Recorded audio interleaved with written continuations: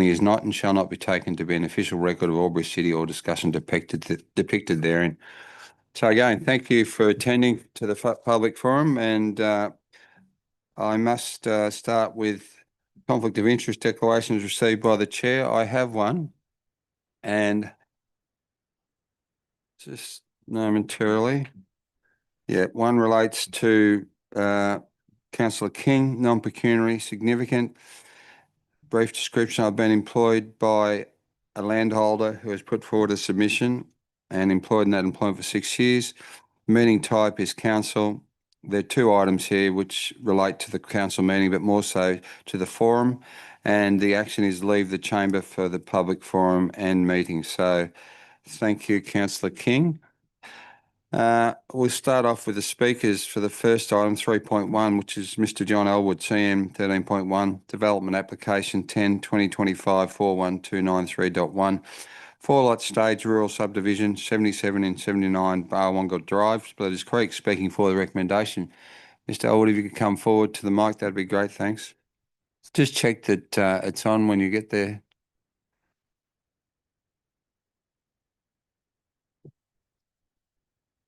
No? There we go. Try that one. Hello? Oh, Too loud? no, you're right. Thank you.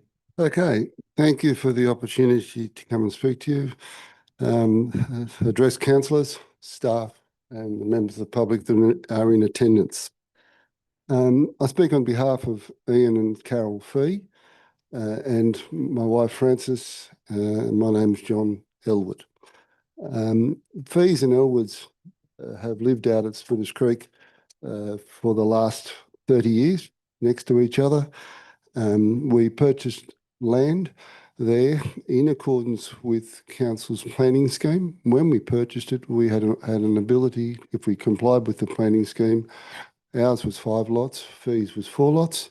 2010, council did a review with the LEP, and they put an arbitrary 210 contour on our place. They advised us in writing that this was arbitrary and would be reviewed at some stage in the future. So we paid Central Albury price for a block of land, both of us, with the expectation that we could get some development, which is what everybody else would expect to do as well.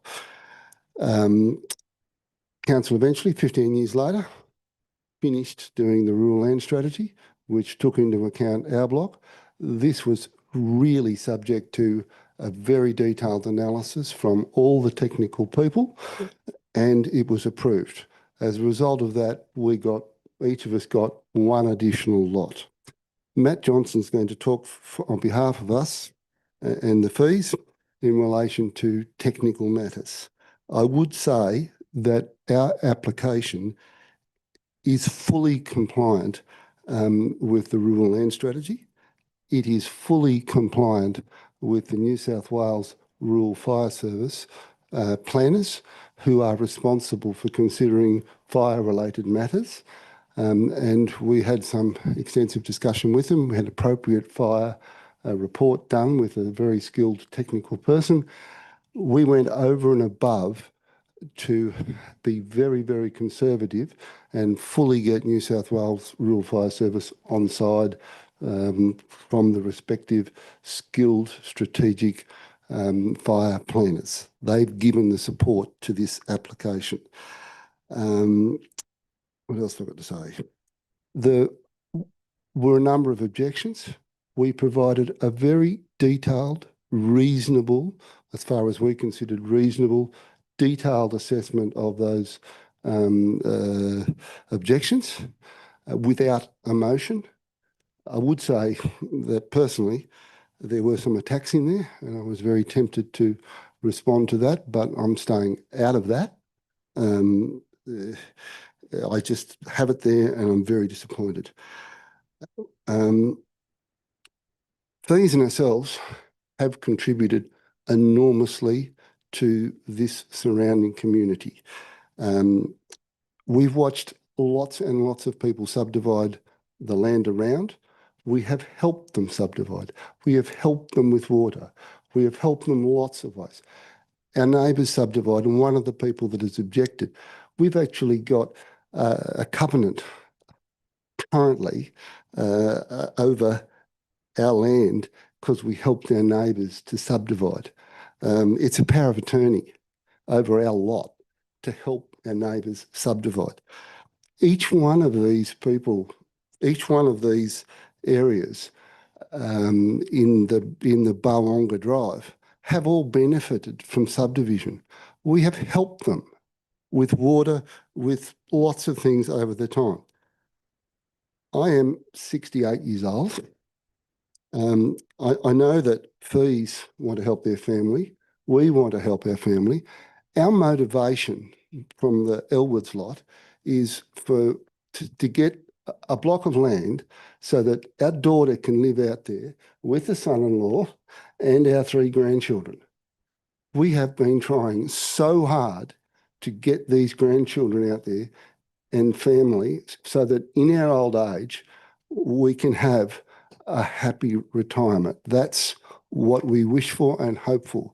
We complied with the planning scheme fully. And I've got to stand up here and talk to you. And in many instances, I'm a bit cranky because, to be honest, I better not say it, but I don't like having my credibility attacked. Ian's adjusted the building envelope. I presume that's me out of time, is it nearly? We've adjusted the building envelope. We've helped them with water.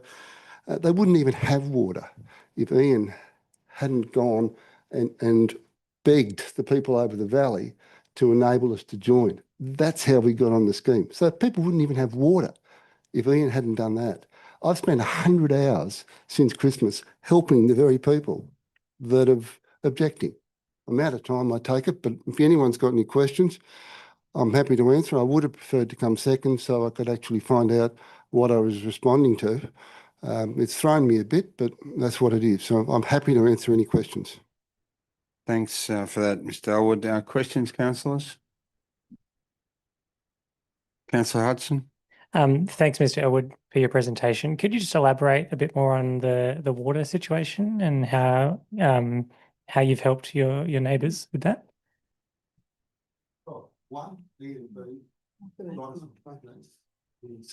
I've been president probably for 15, 20 years. I'm an old retired engineer. My skill base is water supply. I've dedicated my time to these people as president. Lots of times people think that there's not enough water in the scheme. I've written reports to show them that there is enough water for others. I've calmed people down. I've got the water scheme to work. I've upgraded the pumps for people. I've done all the technical stuff. They've all got a water supply. Water supply in a rural area is different to a water supply in a town area. When we build here, everybody will create new tanks that will provide for an even improved fire water service. Does that answer your question? Councillor Cameron, question? Yes, thank you, Mayor. Sorry. I was just discussing the nature of the private water schemes briefly, but can I ask, you indicated that you had, and thank you for your presentation, you indicated that you bought land out there at a particular time, some time ago. Can I ask and to elaborate on what the expectation was at that time? You did touch on it, and can I clarify, was it Hume-Shire or Albury or the Development Corporation? What was the situation? Sorry. Back at the time when we bought the block of land 30 years ago, it was Hume-Shire. The planning scheme at the time enabled us to get 5 lots, fees to get 4 lots if we complied with the planning scheme. When council took over Albury City from the Hume-Shire, they said we would not be disadvantaged. As a result of the change and the 2010 planning scheme, we were back zoned. That I'd never come across that before in my life, but that's what happened to us. But we've played within the rules. We've made every representation we can, and we have submitted to you a fully compliant documentation. Councillor Callaghan? Thank you for your presentation this evening, Mr. Elwood. And you touched on this a little bit. I'm hoping you can elaborate a little bit further, but several of the submissions raised concerns around the potential impacts of the development, particularly in regard to traffic, fire risk and neighbourhood amenity. Can you explain how the proposal has been designed and conditioned to ensure that these impacts are mitigated for the development? Okay, traffic. That's been discussed in the officer's report, but it's well and truly compliant with your development standards. It's compliant with National Association of Road Association standards, and it's just fully compliant with standards. In relation to amenity, that I take it would be in relation to the adjoining property. There is in fact a ridge between the two. There is a distance of about 67 metres from the building envelope to the house. As far as we can see, when you stand on site, from where we stood on site, where the potential building would be in the building envelope, everything is basically obscured from vision. And when we took council officers on site, that's what they noted as well. So that's amenity. But I would point out as well that when a house design is done in the next stage, then there's another opportunity for people to make comment about amenity issues as well, as would normally be the case. In relation to fire, that was the last one you heard, Councillor Callaghan. Fire risk, we have taken fire risk enormously into consideration. Rural Fire Service, New South Wales, the appropriate people have given us a formal approval for that and support. But beyond that, we have gone above and beyond with our existing houses. We are changing upgrading things, moving trees. We have no native vegetation around our place. We have 4 different water supplies, each of us to support our places. I find it very frustrating that we are held to such objection. I would just hope everybody else would go to the same level we have. Yeah, thank you. I visited the precinct over the weekend just to kind of get my bearings about it. You can see what's on paper. However, I did notice a substantial amount of newer houses out there, and you mentioned this before. Roughly how many other subdivisions do you think has happened in the last decade? I don't know how many subdivisions. There would be maybe 10 or 15. Matt's probably got a better handle on it than I have. But I've seen 15, 20 houses built. I go up the top of the hill like I was a couple of days ago. I look over the hill, I see a brand new house in amongst the trees. I look the other direction, I see 4 or 5 houses up in the hills looking and much more remote from ours. Our house is 2 minutes, 15 seconds from the intersection. It's not remote. And one thing I did forget to say in relation to fire, our place is grassland. There are 3 trees on the combined 8 hectares. It's not a fire risk. We've taken the most conservative possible approach in relation to fire. Thank you for your time, Mr. Councillor Billivan. Thank you, Mayor Mac. Mr. Elwood, I just noticed, and knowing a little bit about the Splitters Creek water scheme with how it's operated, with future development in the area and a few new houses built, has the water scheme got the capacity to be able to cater to all the potential residents in the area? And that means not just now, but in the future, like it could be at the other end of your road, it could be potentially developed there at some stage. So has it got the capacity to be able to cater? The answer to your question, there are 3 water schemes out there. One is Splitters Creek Road scheme. I can't speak for it. There is the Griffith Road scheme, which I cannot speak to. It's got a limited number of houses. There's the Quarry Water scheme, which I know in detail. The exact question you raised has been raised by the committee almost every time a new application is made. And what I've done using my water supply expertise, and I'm a fellow of the Institute of Engineers, and I looked after water for Victoria, for GHD Rural Victoria, which is a third of the water supply for Victoria. I donated my time, analysed the water system, analysed the development as part of this new planning scheme, and upgraded the pumps and developed innovative strategies to make it work for people, so that when I'm in the president and I'm addressing the committee, I can assure them that they've got adequate water supply so they don't fight amongst themselves. So yes, it has adequate water supply.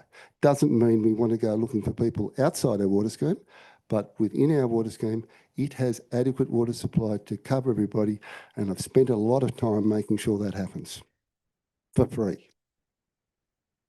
Okay. Thank you, Mr. Eld. Thanks for your passion, and we'll get back to you when we make the decision in the meeting. Thank you very much. Sorry if I'm a bit sort of agitated.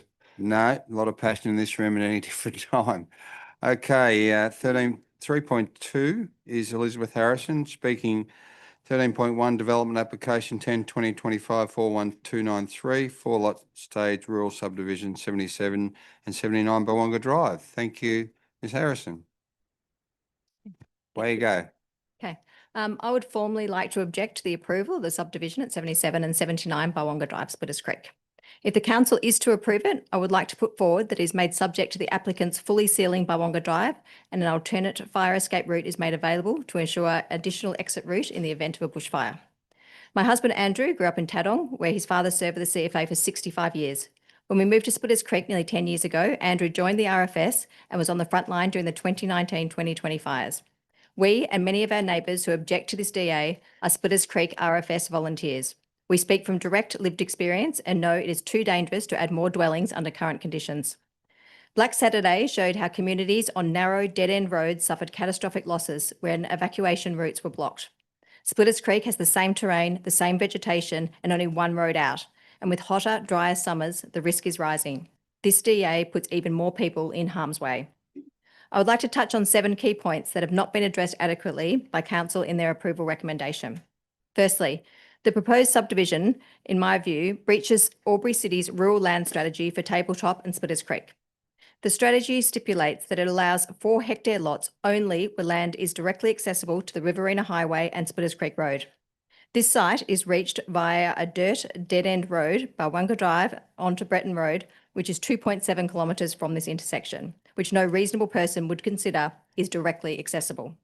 2. The strategy also calls for a bushfire management plan prepared in conjunction with the New South Wales RFS before any rezoning or subdivision in Splitters Creek. The generic statewide RFS terms of approval and the generic bushfire attack rating referred to in this report as supporting evidence, so nothing specific, by Council is not in keeping with this guideline. We would expect that Council actions a site-specific fire management plan, which should include developing and maintaining an alternate fire escape route. 3. Most troubling, the formal submissions lodged by the former captain and now deputy captain of our local RFS brigade, the people who will be on the front line when we're evacuating and who know this land better than anyone, warn of the increased fire risks.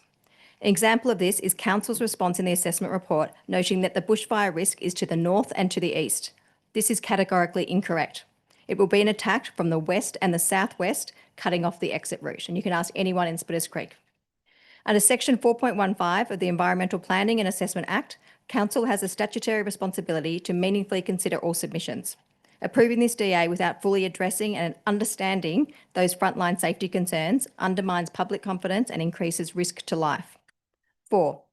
Another proposal for a subdivision on our road was told in writing by Albury City Council that it had to seal the road from its driveway to Breton Road and then down 20 metres down Bawonga Drive. Other Splitters Creek subdivisions have also been required to build a gravel base with shoulders and 2 coats of 6-metre wide bitumen, in line with Albury City's engineering guidelines and in keeping with Part 6.4 of the Albury DCP 2010 on road network upgrades. Given this clear precedent, we expect the same condition here. Any approval should require the road to be fully sealed up to Breton Road. We reject that Bawonga Drive is an all-weather road, as we've put in the report, and flooding not applicable. Bawonga Drive is prone to erosion, flash flooding and dust, with photos supplied by the Boyds in their submission clearly showing the flash flooding. Making sealing a condition of consent would both address the fire risk of a dusty road and align with council's own requirements for other subdivisions. 5. Splitters Creek has no mains water. We all depend on the private quarry water group scheme. I object to council's statement that the addition of 2 lots is considered beneficial as it increases the availability of water reserves in the area to support bushfire management. Adding more lots just increases more demand on what is a finite privately managed supply. 6. Council admits the C3 zone has a 100 hectare minimum lot size and these blocks don't meet it under clause 4.1 of the Albury LP 2010. That should have been the end of the matter. However, you have allowed for an exception on the basis that it won't further fragment the land. This ignores the reality that each new house will need access tracks, service trenches and wide asset protection zones, inevitably causing more clearing and fragmentation of land that is meant to be protected. Council may argue this application is only for a subdivision, not new houses, but its purpose is clearly to enable additional dwellings. The building envelopes on the plans show that. Approving it now effectively locks in that outcome. We all recognise the need for housing, but Albury has ample safe areas such as Thurgoona, Willinga and Tabletop, where lives are not put at heightened bushfire risk.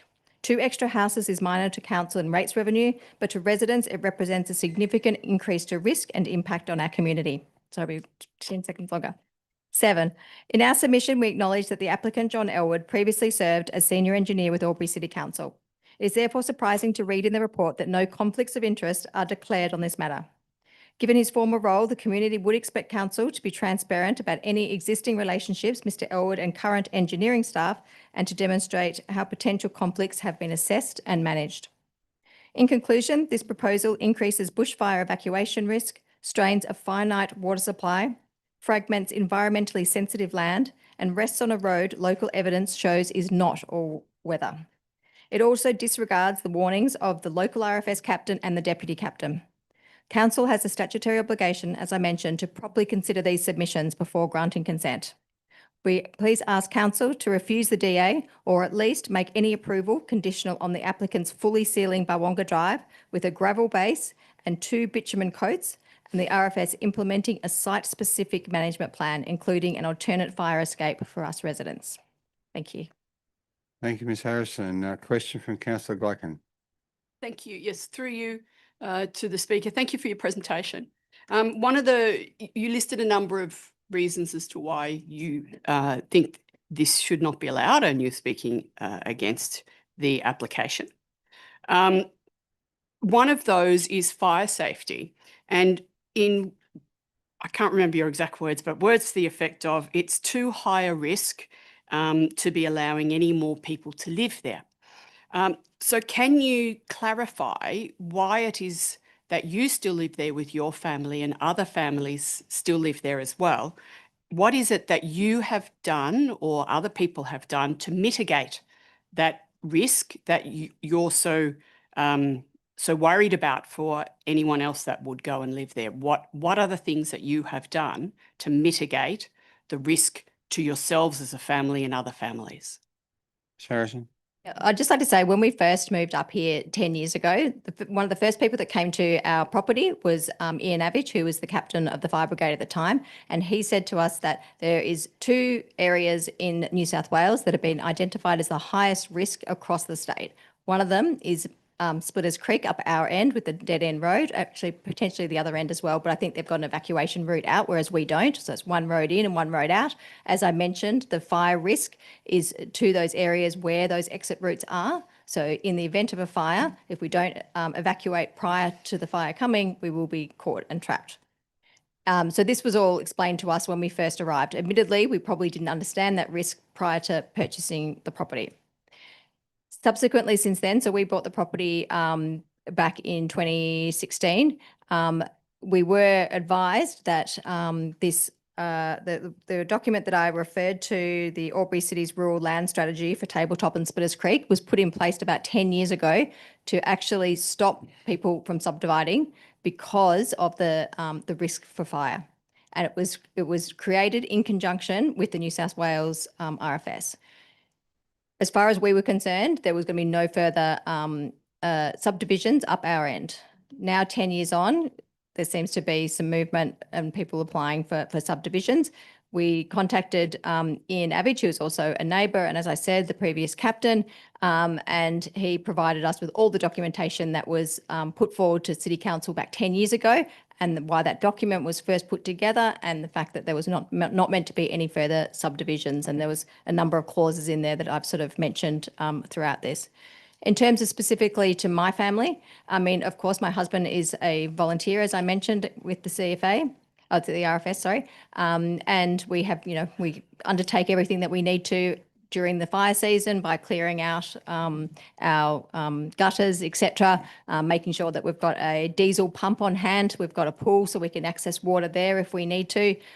We can't be relying on the scheme because if electricity goes down, then actually potentially that's diesel. But anyway, we do have our own means of, putting out a fire using the pool water. So I would say that we just continue to educate ourselves. Many occasions I've actually vacated into town and stayed with friends during a high fire risk period, and my husband has stayed at home to defend the home if that would be the case. Thank you. Interesting answers. Thank you. Thank you. Councillor Baker, question? Thank you, and thank you for your presentation. I'm a little bit curious about Mr. Elwood working at Albury City and the connection that you inferred there. How long ago was he at Albury City? Are you aware of that? Understanding is that he retired a few years ago and was there for 10 years. Yeah, I'm not exactly sure when he retired, but from my memory, it was a long time ago. So I just wondered about that comment. So Guessing it was probably in the last 10 years.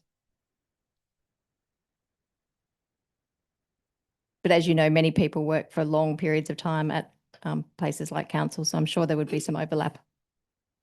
I was just a little bit curious about you linking that and suggesting that had something to do with the approval. So thank you. Okay, that's about all. Thank you, Ms Harrison, for your presentation. Hearing that might be that was the reason why it was approved. I'm just saying that I thought that the council might actually just declare a conflict of interest, because I believe there is a conflict of interest and I think it should have been declared. I'm not saying that there was any influence that was made because of that. No problem. Thanks for the clarification. Okay, in the interest of moving along, 3.3, Matt Johnson, 13.1, development application 2025 4129 4 lot stage rural subdivision 77 and 79 Bawonga Drive, Splitters Creek. Did you want to declare a conflict? Previous employee of Albury City? No. Oh, well, that's a little while ago, not as long as John. But, Just checking. thank you, Mac. My name is Matt Johnson. For those of you who don't know who I am, I'm a senior associate at Habitat Planning. I'm speaking on behalf of John and Francis Elwood and Ian and Carol Fee about 13.1. So we support obviously the council recommendation and the draft conditions as they are as seen on the screen. I won't go over a lot of the stuff that John's already said, but respectively between the two parties, they've lived there for over 60 years. As John mentioned, they bought under the former Hume LEP, which is the rural living zone, which allowed for a 2 hectare minimum and an 8 hectare average. But since then, current rules have changed. So they can only achieve 1 extra lot. So this is just an aerial of the site that we're looking at. So the new lots we're talking about is one will sit sort of in here, and then the other one will sit in here in terms of building envelopes. And then this is the Elwood's current house. This is the Fees. And then I understand this is the Harrison's house over here. So just a summary, which is in the council report. It's essentially we're going from 2 lots to 4 lots. The new lots that we're creating are lot numbers 1 and 3, which are vacant, which comply with the 4 hectare minimum lot size. And then the 2 existing dwellings will sit on lots 2 and 4. So this is just a plan to show that. It's a bit difficult to see with the colours, but this line around here is essentially the line between what they call the RU4 primary production small lot zones. That's the 4 hectare area. And then the remainder of the site, this is the environmental area. So the subdivision complies because it meets the lot sizes in there. As I said, the RU4 zone has a 4 hectare minimum lot size, which they achieve. We've avoided development in the C3 zone by sticking down the bottom of the lot itself.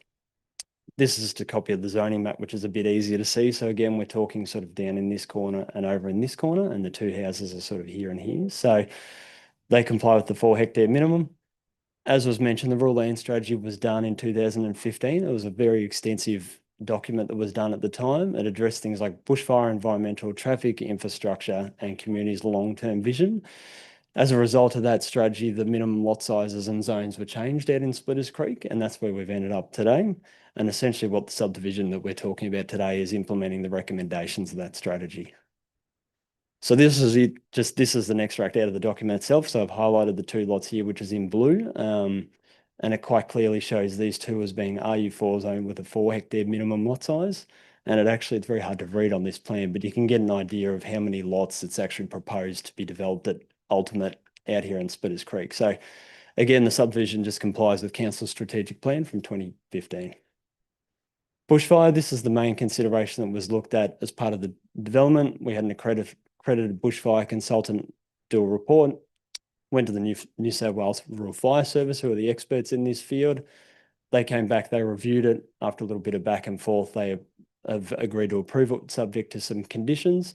And it's worth noting, I'll show on the next slide, but essentially the owners have gone above and beyond the standard deemed to comply requirements. So this table probably shows it a little bit simpler. So working down it, as John mentioned, that what you do is normally classify the vegetation around the site or the hazard around the site. In this instance, we've considered a worst case scenario of woodland, which, as John said, there's only about 3 trees inside that area. So we've been very conservative and factored in a worst case scenario. We've complied with the bushfire attack level. In terms of asset protection zone or a defendable space, we've actually applied a larger area. So again, being on the more conservative side, just to give some wiggle room. Water supply, we're more than double the requirement that the RFS would normally require, 20,000 versus 40,000. And then probably 2 key things is the owners are proposing to do some upgrades to existing houses. So construction-wise, you're looking at ember protection, sealing of windows, gutter guards, removing of trees around houses and the like, which there's probably quite a few houses in Splitters Creek that probably have some concerns around that. So again, they've gone above and beyond what the standard requirements are. Social and amenity impacts, again, as I said, the rural land strategy was very publicly notified. A lot of people were involved. Again, the subdivision just directly responds to that. In terms of some of the impacts of amenity, particularly as it relates to the neighbour to the west, the building envelope was originally shown in a slightly different spot, and in response to the submission from that particular owner, it was actually moved. So as John said, he stole my thunder because I gave him the answer, but you'll end up with the building envelope about 65 metres away from the adjoining house next door. It's actually separated by a ridge and a row of trees along the driveway as well. So as they said, it will actually be very difficult to directly see into each other. And again, that would be subject to a separate DA anyway. Infrastructure, this is just a summary of all the infrastructure that's available out there. Road access is already out there. The question of sealing it came up, which again, there have been numerous subdivisions out in Splitters Creek. These are essentially 2 of the later ones to come in. To impose a requirement to seal it would be a little bit onerous. I'll just skip to the head. So in terms of just a summary of the compliance, so these are the standard requirements the council just has to assess it against. Everything's come back in the council report in the bushfire assessment as complying. Importantly, this is a few of the strategic policies. So again, rural land strategy, conservation zone review, which was only finished last year. And the previous submitter alluded to this one, but this is the plan that actually has been completed as a result of the rural land strategy. That is the site-specific bushfire assessment that was done, and it was approved by the RFS. So that's actually already been completed. So just in conclusion, the development itself fully complies with all the council's rules. The owner has made changes and allowances to accommodate some neighbours that are out there. Concerns about future dwellings, whilst I can appreciate we can't determine what that actually looks like until there's houses that are there, and they'll be subject to separate DAs. So that's sort of it in a nutshell, but I'm happy to answer any specific questions the councillor has. I can probably answer your one first, Stuart, if you like, just about the time frame for John having worked at council. So 18 years is the answer to that. So from when John previously worked here, he then worked at GHD for a very long time after that. Thank you. Question, Councillor Bullivant. Thank you, through you, Mayor Mac. Just with all the background work you've done with your DA, I noticed that one of the previous speakers mentioned the roads condition. Have you got any idea how many times council have worked on that road? Just in point that I know that I was out there today inspecting the site, and I know that the council were out there grading the roads in preparation today. So have you got any idea with your background work? Not personally. Whoever changed this needs to be shot. Sorry. No, not personally. I couldn't tell you the frequency in terms of per year. It's probably a question that, there you go. Twice, I'm getting two fingers up in the air, twice per year. Yes. And that was that previous RLS document about the bushfire requirements. It actually looked at the road conditions, and there were some requirements to increase some shoulder widths and the like just along the way. Thank you. Councillor Callaghan. Thank you, Mr. Johnson, for your presentation. I was hoping you could go back to I think it's slide 3 or 4. It had the map and quite small colours, and I may have misinterpreted this one here. Yeah, did you mention something about expected subdivision lots? Can you explain that a little bit further for me, please? Yes, there you go. Thank you. Thank you for the Like question. having 10 councillors in the room. Yep. So this map basically did an assessment of Splitters Creek at the time, or the proposed future development outcomes. So it's not to say that it will achieve 100% compliance. It's hard. There you go. The total number, which is down in this corner here, is saying as of 2015, potentially 44 new lots could have been created. Since that time, there would have been a few of those lots created. I can't recall which councillor asked the question before, but since that time in 2015, I would say, because we've done a few of these projects, somewhere between 20 to 30 lots have been created out in Splitters Creek since that period of time. Like there's a few of these ones up on the hill, which as they've submitted before, talked about potential fire risk. There's been a few up here. There's been a few down through here. There's a couple here. The colours just differentiate between it. So the green ones at the time, because I was at council at the time, they were given 2 hectares because they were closer to the main road. And so the risk was lower. So you could have a higher density, if you call it that, towards the Riverina Highway. Then further up the valley you go to that 4 hectares, which is the blue, and then 8 hectares, which is the purple. It's the top end of the valley. So it's the furthest point from the main road. So that's why it kind of steps its way up through the valley if you're looking at the colours that way. Thank you for the clarification. It's okay. Thank you. I think that's done. Anyone else? No? No. Thank you. Thank you, councillors. Okay. We've 30.4, we've got Jody Hart talking to the budget reallocation approval report 2025-26, speaking for the recommendation. Thank you, Ms. Hart.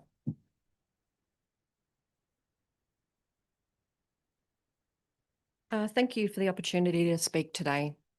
I strongly support the allocation of $25,000 towards this campaign.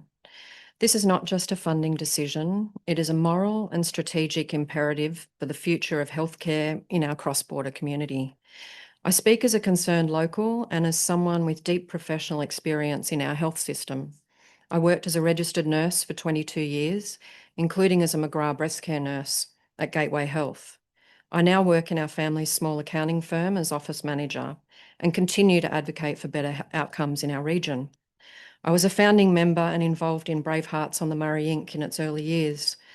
I was on a steering committee handpicked by Eric Turner, helping organise rallies and that big iconic heart formation on the Causeway. We took a busload of locals to Parliament House to petition for federal funding for the Regional Cancer Centre, and we were told no many times, but we did not give up. We succeeded through grit, determination, and strong local government support. That same spirit is desperately needed now. The current brownfield redevelopment plan is a $500 million patch-up job that fails to address the critical issues outlined in the Clinical Services Plan 2021. It will leave our region underserved for decades. We need a new purpose-built single-site hospital that reflects the scale and urgency of our healthcare needs. Concerned locals have rallied, written letters, held corflutes, distributed information and met with MPs. We've worked with Better Border Health, Border Medical Association, concerned nanas and our councils. But we are being ignored by both state governments and a federal minister who refuses to engage. What's quite disturbing is the way the bureaucracy and some political party affiliates have tried to control the narrative. The greenfield option isn't even allowed to be discussed without backlash designed to silence and shut down constructive dialogue. We must unify to influence those with the power to change course. And it's not too late. There is a practical off-ramp. Pause the build after the northeast building is complete. Instead of demolishing the existing allied health building, refurbish it with acute beds. This would ease congestion, alleviate bed block and ambulance ramping, reduce delays in surgeries and allow the hospital to function properly while a greenfield option is scoped and planned.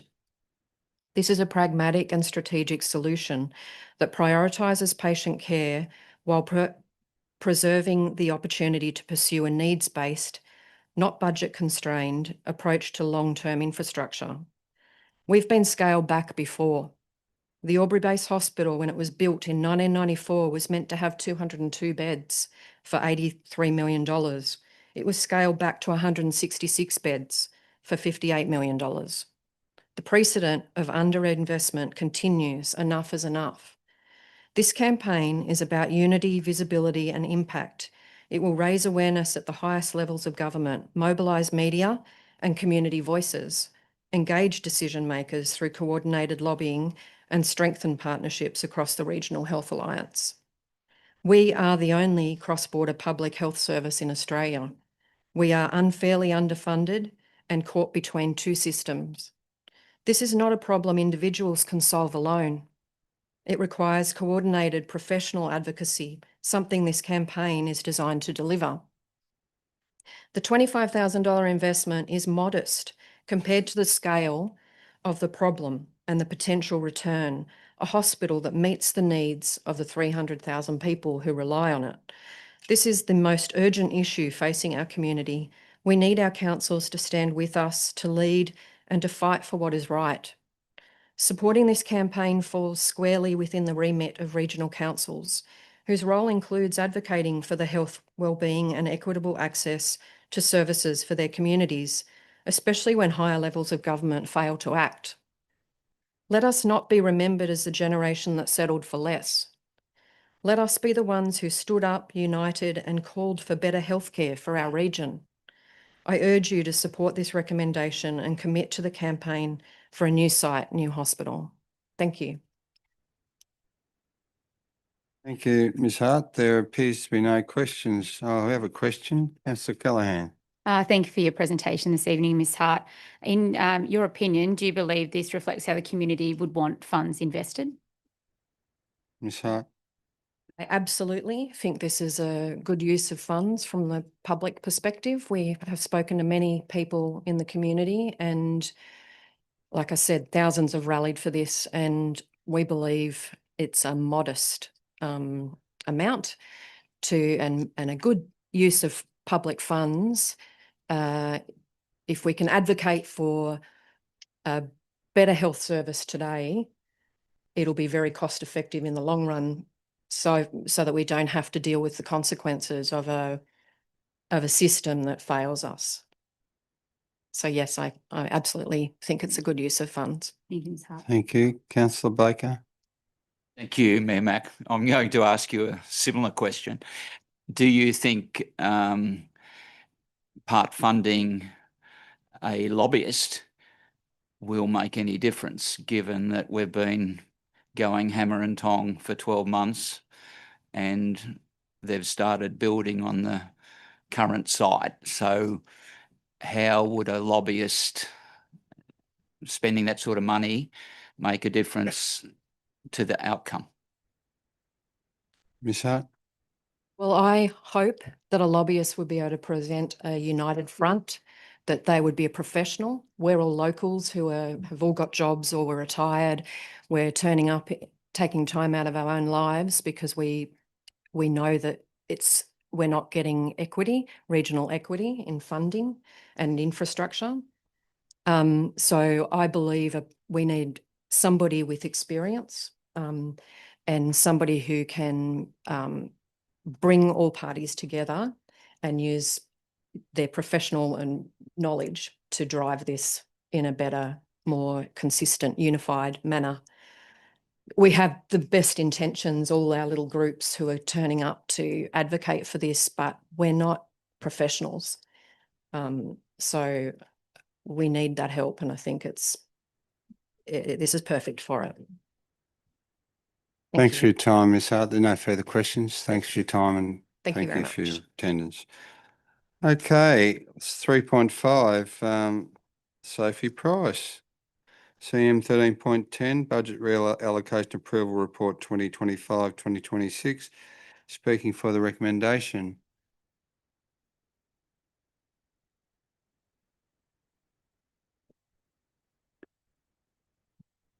Good evening, councillors, and thank you for the opportunity to speak to you tonight. My name's Sophie Price and I'm the Mayor of the Indigo Shire Council. I'm here tonight as a member of the Albury-Wodonga Regional Health Alliance to speak in strong support of the agenda item, specifically the $25,000 contribution towards our collective advocacy and lobbying efforts for a new hospital on a new site. Firstly, I'd like to congratulate and acknowledge Albury City on its position in support of a new single-site hospital for Albury-Wodonga Health. I'd also say to your council, thank you for giving clear direction to your CEO, Mayor and Deputy Mayor to actively participate in the Albury-Wodonga Regional Health Alliance. Within that group and across the region, Albury has firmly established itself as a leader in the conversation. You have consistently raised every issue relevant to the proposed site, ensuring that the matter has received the attention and scrutiny it deserves, and that visibility has been critical. I know that you as councillors understand the challenges facing Albury-Wodonga Health, perhaps not with the same level of involvement as those who regularly get to attend the Alliance meetings, but certainly with a deep awareness of the issues at stake. And so I just want to reflect briefly on what this group, the Health Alliance, has demonstrated. Firstly, this is the strongest example of collective regional advocacy that I have seen in my 9 years on council, coupled with the fact that it's the most widely discussed issue across all of our councils right now. And where does our group take its lead from? From the clinicians and the health professionals across our region, many of whom were among the 206 doctors who wrote directly to the Prime Minister to express their concerns about the current redevelopment plan. Tonight, you'll be considering this item among many other budget lines, and I understand it comes during a time of serious financial pressure for Albury City. I must say, I was disappointed to see this $25,000 item listed simply within a broader report. In my view, the matter deserves its own report to more clearly outline the background, the rationale, and the path that brought us to this point. That's certainly how I would have hoped to expect it at Indigo. At Indigo, we too have formally established this initiative as a key advocacy priority, and we've committed our share of funding based on the agreed formula that reflects our council's size and population. Other councils have done the same, and some like yours are going to consider it in coming weeks. We also have committed contributions from Better Border Health and the Border Medical Association, and I'm confident with the other councils that if we can provide the information to them, there's a clear case for supporting the appointment of a lobbyist to take this campaign to the next level. I know your assessment of this budget item will rightly weigh financial responsibility against the importance of regional advocacy, but I would urge you to continue treating this issue with the same seriousness and priority that Albury City has already demonstrated. A $25,000 line item may appear to be an easy saving, but in reality, removing it won't significantly advance your broader financial position, while on the other hand, what the Health Alliance could achieve with this contribution could be significant. With Albury City's support, we'll be in a position to engage a professional advocacy team with the experience and networks needed to directly engage state and federal ministers and to run targeted national media campaigns. While we have been doing this work to the best of our ability, there's a point where we need additional capability and reach, and this funding would make that possible. And if I can anticipate any concern, it might be the belief that it's too late, or that decisions have already been made, or that the continued advocacy won't change the outcome. But I would say to you, I've been involved in the Regional Health Alliance since its inception, and people have been saying this to me since that alliance began, and I've responded the same way every single time. On matters of regional health, I take my lead from our health professionals. At every stage when it has looked like the door might be closing, I've asked them if we should continue, and their advice has been consistent. We should and we must. As the largest regional health service between Sydney and Melbourne, Albury-Wodonga Health must be equipped for the future. We're not asking for something extraordinary, just for what every regional community in Australia deserves. A health service that can meet demand now and into the next 50 years. This $25,000 contribution, around 50 cents per ratepayer for Albury Council, represents more than a simple budget decision. It's a statement of commitment. It shows our leadership and your leadership, not only to the public, but to other councils, to the media, and to our state and federal representatives. And it's your chance to reaffirm that Albury City, as the region's largest council, will not settle for an inadequate solution. Thank you. Thank you, Sophie. Question, Councillor Callaghan. Thank you, Mayor Price, for your presentation.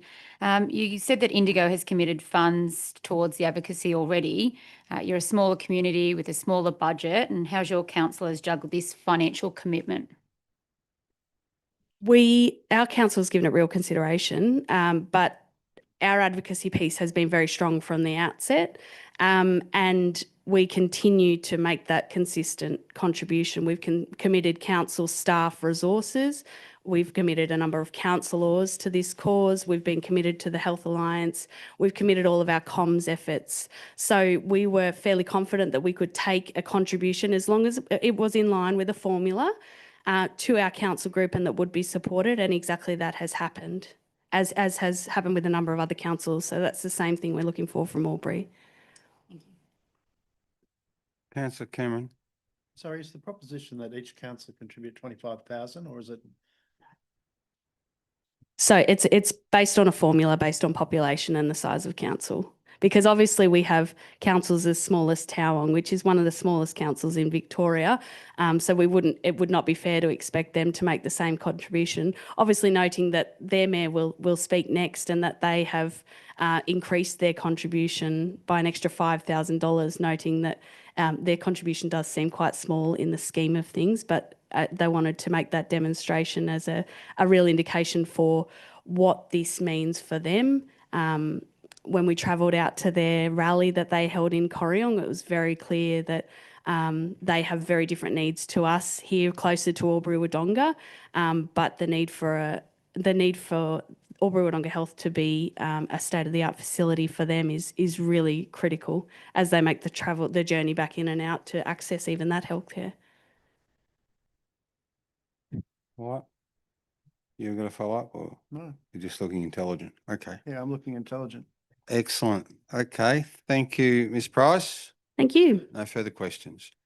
Okay, we got Andrew Whitehead online, or is he asleep? I don't think we have. I will continue.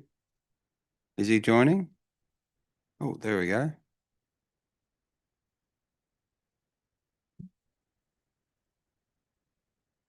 So welcome PF 3.6 Andrew Whitehead, 13.10 budget reallocation approval report 2025-2026. Speaking for the recommendation. Away you go.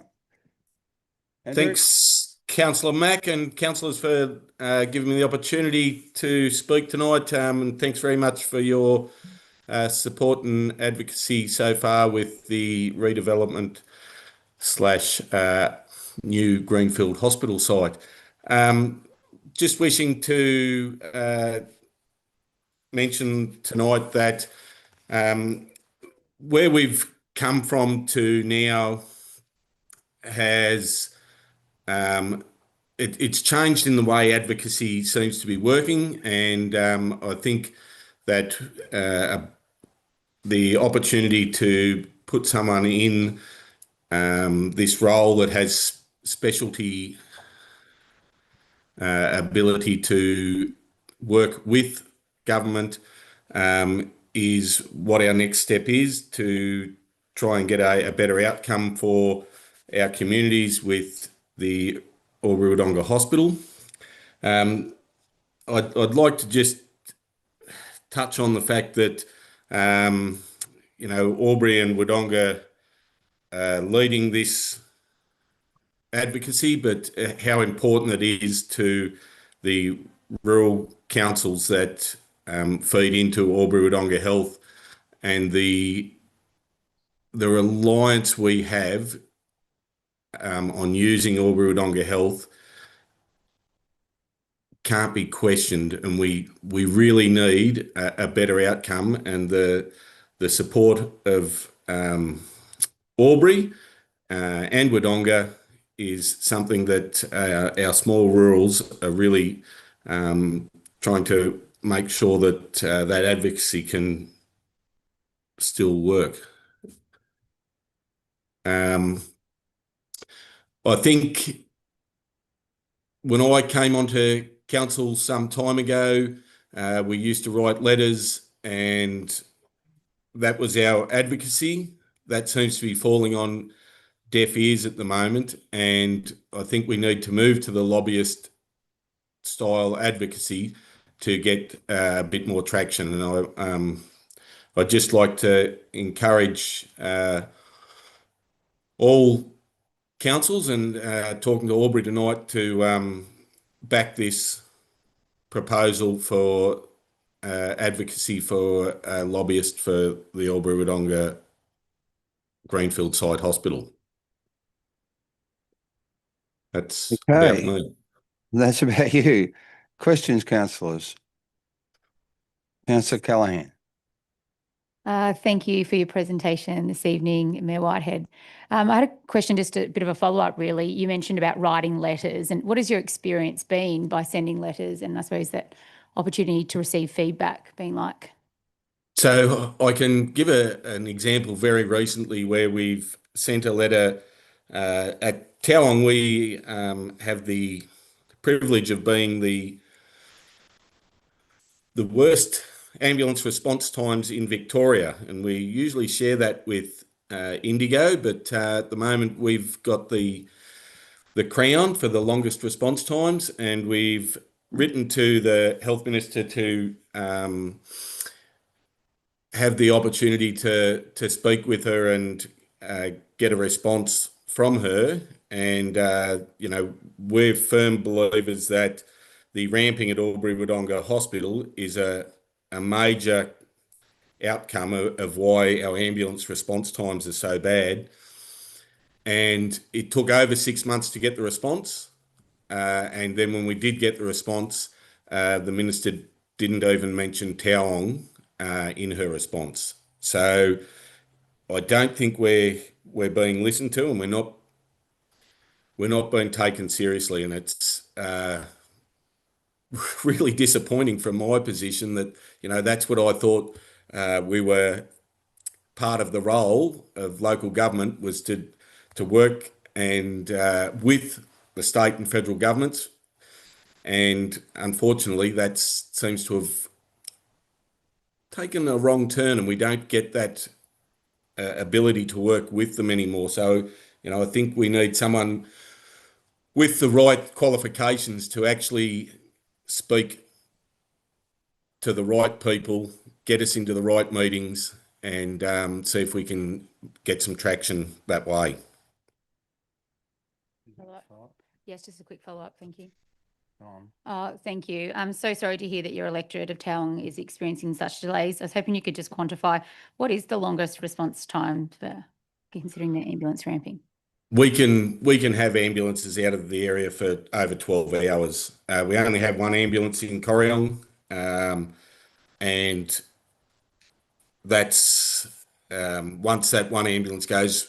I've spoken with the CEOs of the local hospitals here.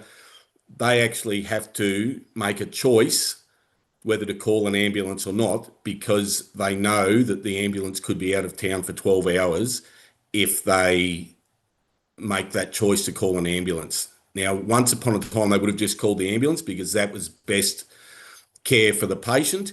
Now they've got to think about that care, that model for all patients, because if you don't have an ambulance and you need an ambulance, and you've got to have someone come from Albury and you're an hour and a half away, it's very challenging.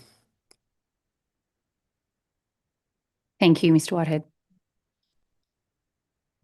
Thank you, Mayor Whitehead. Just one question. I just wanted to reflect upon a comment made by your CEO today at the meeting about why you would consider employing a lobbyist. She made a very salient point in relation to her position as a CEO. Did you want to reflect upon that? Do you recall it?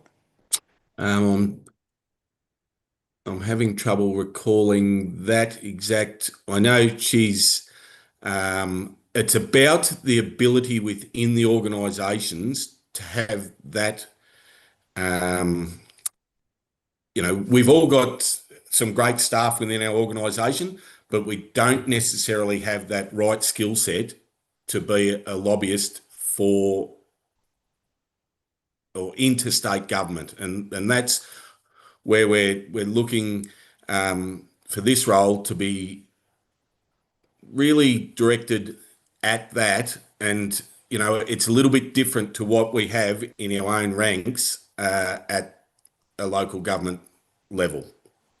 Yeah. Okay. Thank you. Okay. Thanks for your time, Andrew, and we'll speak soon. Thank you very much for the opportunity, and I look forward to working on this in the next 12 months. Thank you. Okay.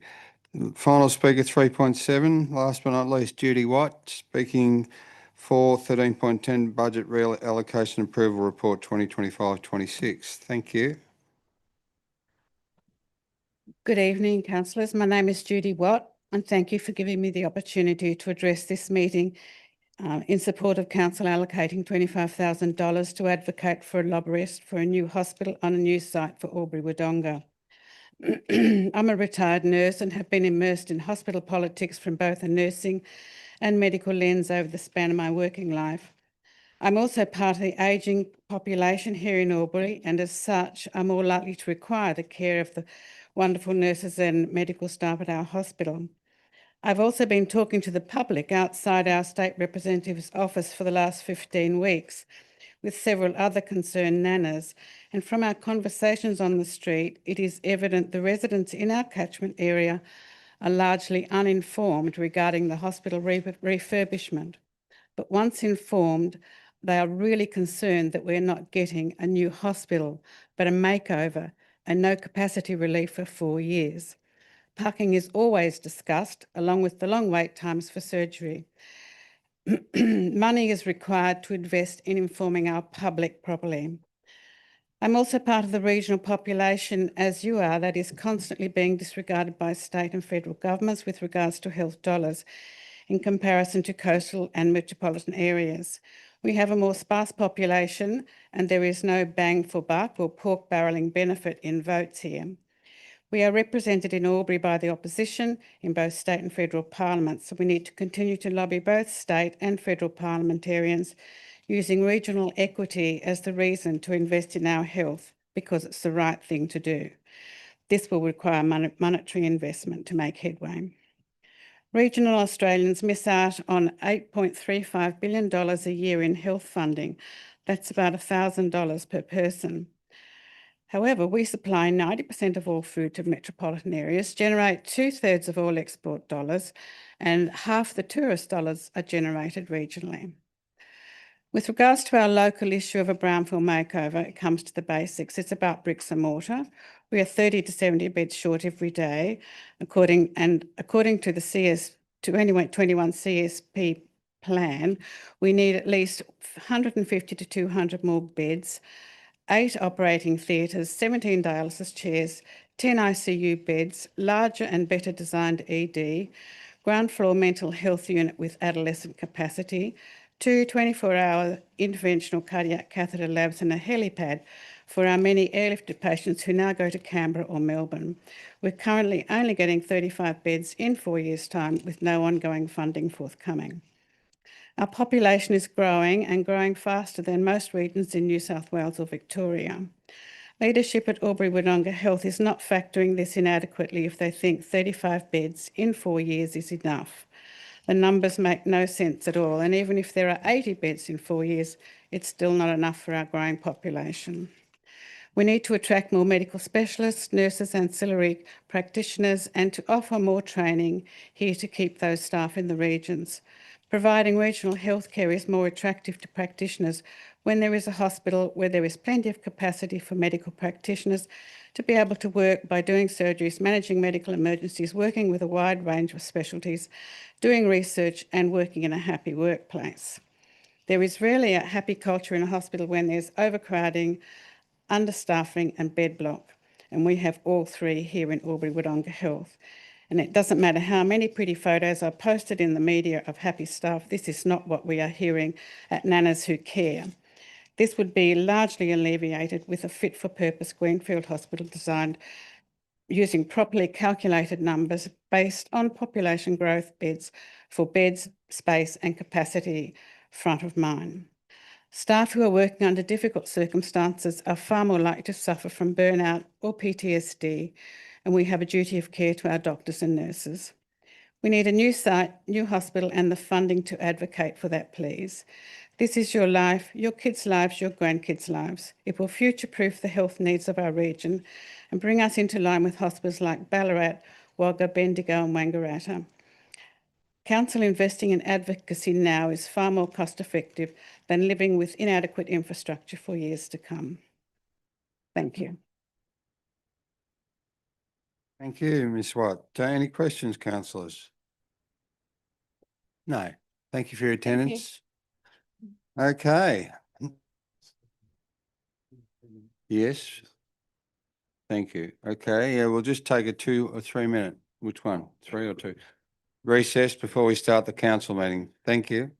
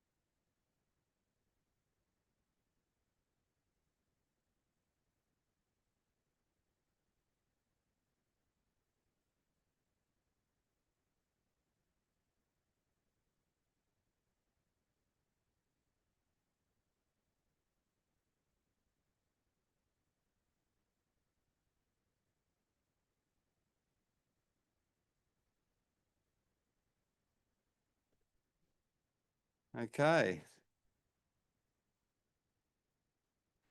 Thank you, everyone. Welcome to tonight's council meeting for Monday, the 22nd of September 2025. We'll start with the affirmation and the acknowledgement of country. Thank you, Councillor Glacken.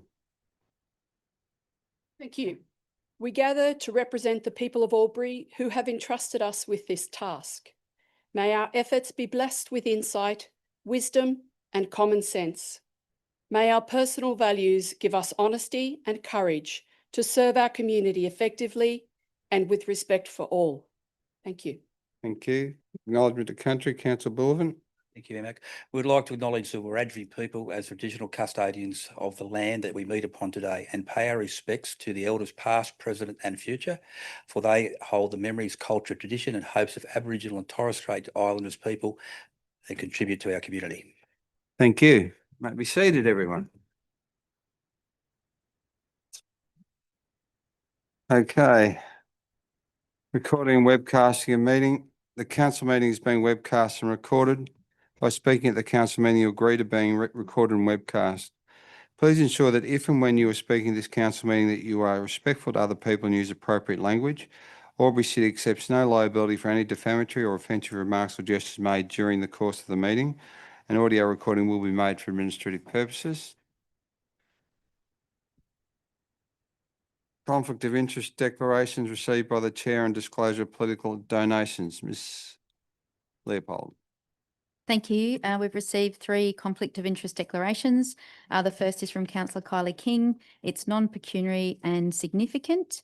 The description of the conflict of interest is that I have been employed by a landholder who has put forward a submission, employed for 6 years. It relates to agenda item 13.1, the development application for Barwonga Drive Splitters Creek, and the action taken is to leave the chamber for public forum and the meeting. The second conflict of interest declaration is from Councillor Jessica Kellahan. It's non-pecuniary and less than significant. A description of the conflict of interest is I work with a family member of the applicant. The agenda item it relates to is 13.1, development application for Barwonga Drive Splitters Creek. The action intended to take is to remain in the chamber for the public forum and the debate. The third conflict of interest declaration is from Councillor Jeff Hudson. The nature of the conflict of interest is non-pecuniary and less than significant. The description is that I am associated with the local healthcare sector as declared on previous similar items. It relates to agenda item 13.10, budget reallocation approval report, and the action intended to take is to stay in the chamber and participate in the debate. Thank you. Thank you. If you can continue with the Disclosure. disclosures, thanks. Disclosure of political donations and requirements of the Environmental Planning and Assessment Act. Advice to the council meeting. The Environmental Planning and Assessment Act 1979, Section 10.4, requires a person submitting planning applications or submissions regarding a planning application to disclose any reportable political donation and/or gifts to any local councillor or employee of council. Reportable political donations include those of or above $1,000. The disclosure statement forms are available on Council's website or from the Customer Service Centre and must be lodged in accordance with the Act. The forms are also available at the back of the chamber during the meetings. In dealing with development applications, councillors need to take into account specific planning matters contained in the Environmental Planning and Assessment Act 1979. Accordingly, the provisions of Section 4.15(1) of that Act are set out in the Council Officer's report detailing planning issues to be considered. The Local Government Act 1993, Section 375A, requires that a division be called whenever a motion for a planning decision is put at a meeting of the council. Planning decision means a decision made in the exercise of a function of council under the Environmental Planning and Assessment Act 1979, including a decision relating to a development application, an environmental planning instrument, a development control plan, or a development contribution plan under that Act, but not including the making of an order under Division 9.3 of Part 9 of that Act. Thank you, Ms. Leopold. Just for the record, I'm happy to accept the conflict of interest declaration from Councillor Callaghan, the action that she would take in the meeting as the public forum is the same, so I'm happy to accept that as a late submission. Okay, thank you, councillors. Apologies, CM4 we have none. CM 4.2, attendance by councillors at meeting by audio visual link. There aren't any. Everyone's all accounted for. We don't have a Merrill minute. Action plans. Thanks, councillors. Councillor Callaghan. Thank you. I'd like to move the recommendation that the following action plans be received and noted. 1, actions complete for noting only. 2, actions awaiting response from external parties. 3, actions in progress, and 4, long-term issues more than 3 months. Thank you. Thank you. Councillor Bullivant. Happy to second that, Mayor Mac. Thank you. Councillor Callaghan, do you wish to speak to that at all? No, thank you, Mayor Mac. There are no questions or debate. Happy to put the motion. All those in favour? Anyone against the motion is carried. Thank you, councillors. CM7, confirmation minutes of the council meeting held on Monday, the 25th of August, 2025. Councillor King. I'd like to move that the minutes of the council meeting held on Monday, 25th of August, 2025 at 6:08 p.m. be confirmed. Thank you. Councillor Bukowski. To second the motion. Thank you. Councillor King, did you wish to speak to those at all? No, happy to put the motion. Okay, thank you. Happy to put the motion. All those in favour? Anyone against? The motion is carried. CM4, reports from community forums. There aren't any. Notice of motions or rescission. CM9, there aren't any. Yep. CM10, presentation deputations. We have none. CM11, reports, minutes of committees and working parties. 11.1, minutes of the Sustainability Advisory Committee meeting held on Monday, the 11th of August, 2025. Councillor Hudson. Thanks, Mayor Mac. I move that council receive notes and accepts the minutes of the Sustainability Advisory Committee meeting held on Monday, the 11th of August, 2025. Thank you. Councillor Callaghan. Happy to second. Thank you. Councillor Hudson, do you wish to speak to that at all? I will briefly, Mayor Mac. It was a very productive meeting.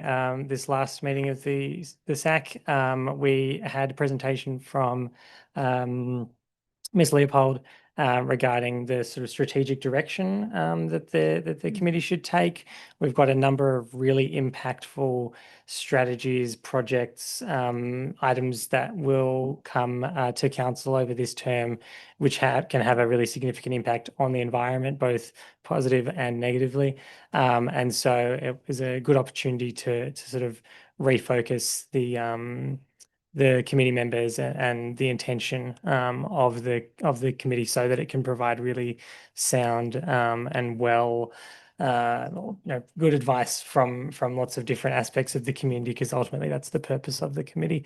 So yeah, moving forward at the next meeting, we'll be looking at the basically the priorities that the committee want to have over the next period. So yeah, look forward to that. Thank you. Thank you. There appears to be no questions or debate. Happy to put the motion. All those in favour? Anyone against? The motion is carried. Okay, CM12, there are no documents for sealing. CM 13.1, development application 10.2025.41293.1, 4-lot stage rural subdivision 77 and 79 Bawonga Drive, Splitters Creek. Thank you, Councillor Cameron. Thank you, Mayor Mac. I move that Council A receive the contents of this report and B grants consent to development application 10.2025.41293.1 for a 4-lot Torrance title subdivision staged at 77 Bawonga Drive and 79 Bawonga Drive, Splitters Creek, subject to the conditions contained in the draft determination included at attachment 5 of this report. Thank you, Councillor Callaghan. Sorry, Glacken. Thank you. Yes, I'd like to second Councillor Cameron's recommendation. Thank you. Motion. Councillor Cameron, did you wish to speak to that? Thank you, Mayor Mac. People have a right to develop their property if they do it within the confines and limits of the law. This application, as has been discussed previously, meets all of the legal requirements in each and every detail. The discussion and objections around the danger of fire are real and are worthy of consideration. And if I were to be swayed, it would be to be swayed on that basis. However, I have seen correspondence, as of all councillors, I believe, from the Rural Fire Service stating that they do not object to this development and in fact get subject to certain conditions which they recommended, which have been incorporated into this decision tonight. They support it. So that for me is a determining factor, and accordingly I urge councillors to support this motion. Thank you, Councillor Cameron. No speakers against. Speaker for, Councillor Glacken. I'm happy, should there be no speakers against, to Withdraw. Okay. Yeah. Councillor Cameron, do you wish to close debate? No, thank you, Mayor Mac. Happy to put the motion by division. All those in favour? Councillor Baker, Councillor Bullen, Councillor Bukowski, Councillor Cameron, Councillor Mack, Councillor Callaghan, Councillor Hudson and Councillor Glacken. The motion is carried. Thank you, councillors. We get Councillor King back in if we could, please.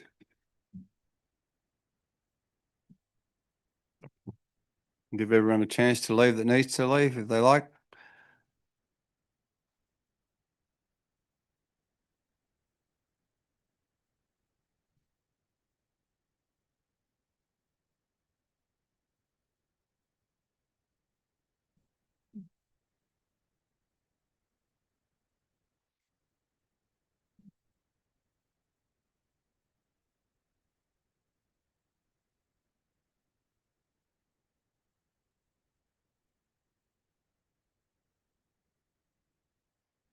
Thank you, councillors. Councillor King has now returned. Okay, we'll move on to the next item, 13.2 Development Application 102025.41456.001.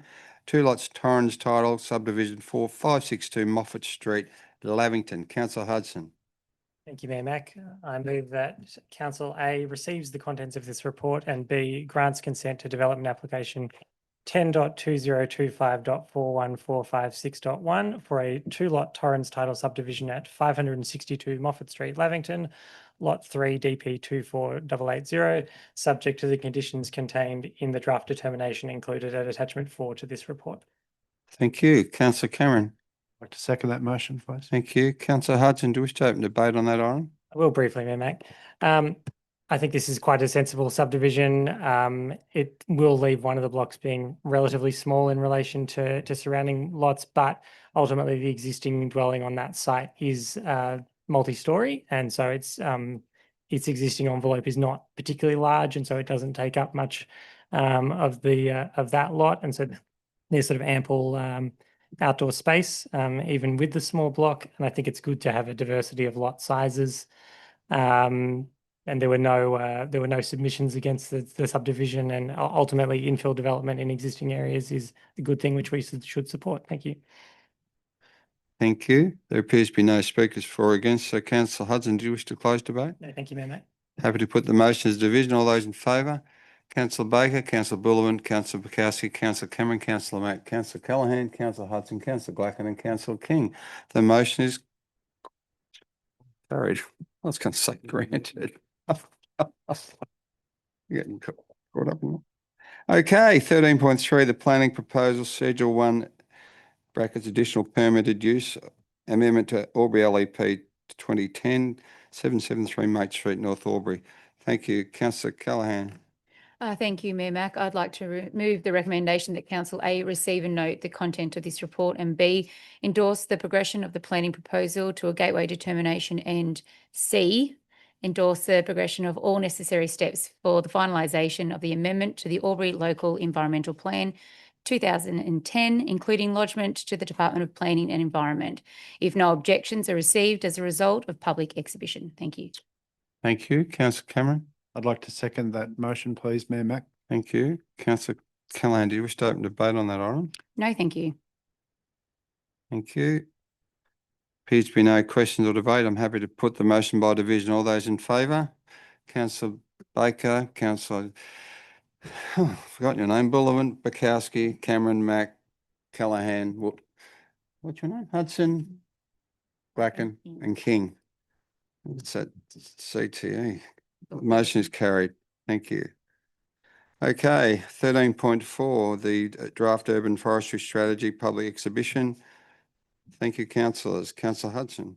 Thank you, Mayor Mac. I move that Council A receive and endorse the draft urban forest strategy for public exhibition for a minimum of 28 days, and B, if no submissions are received requiring amendments, that the urban forest strategy be adopted. Thank you. Just a second. I have a question. Is it Councillor King?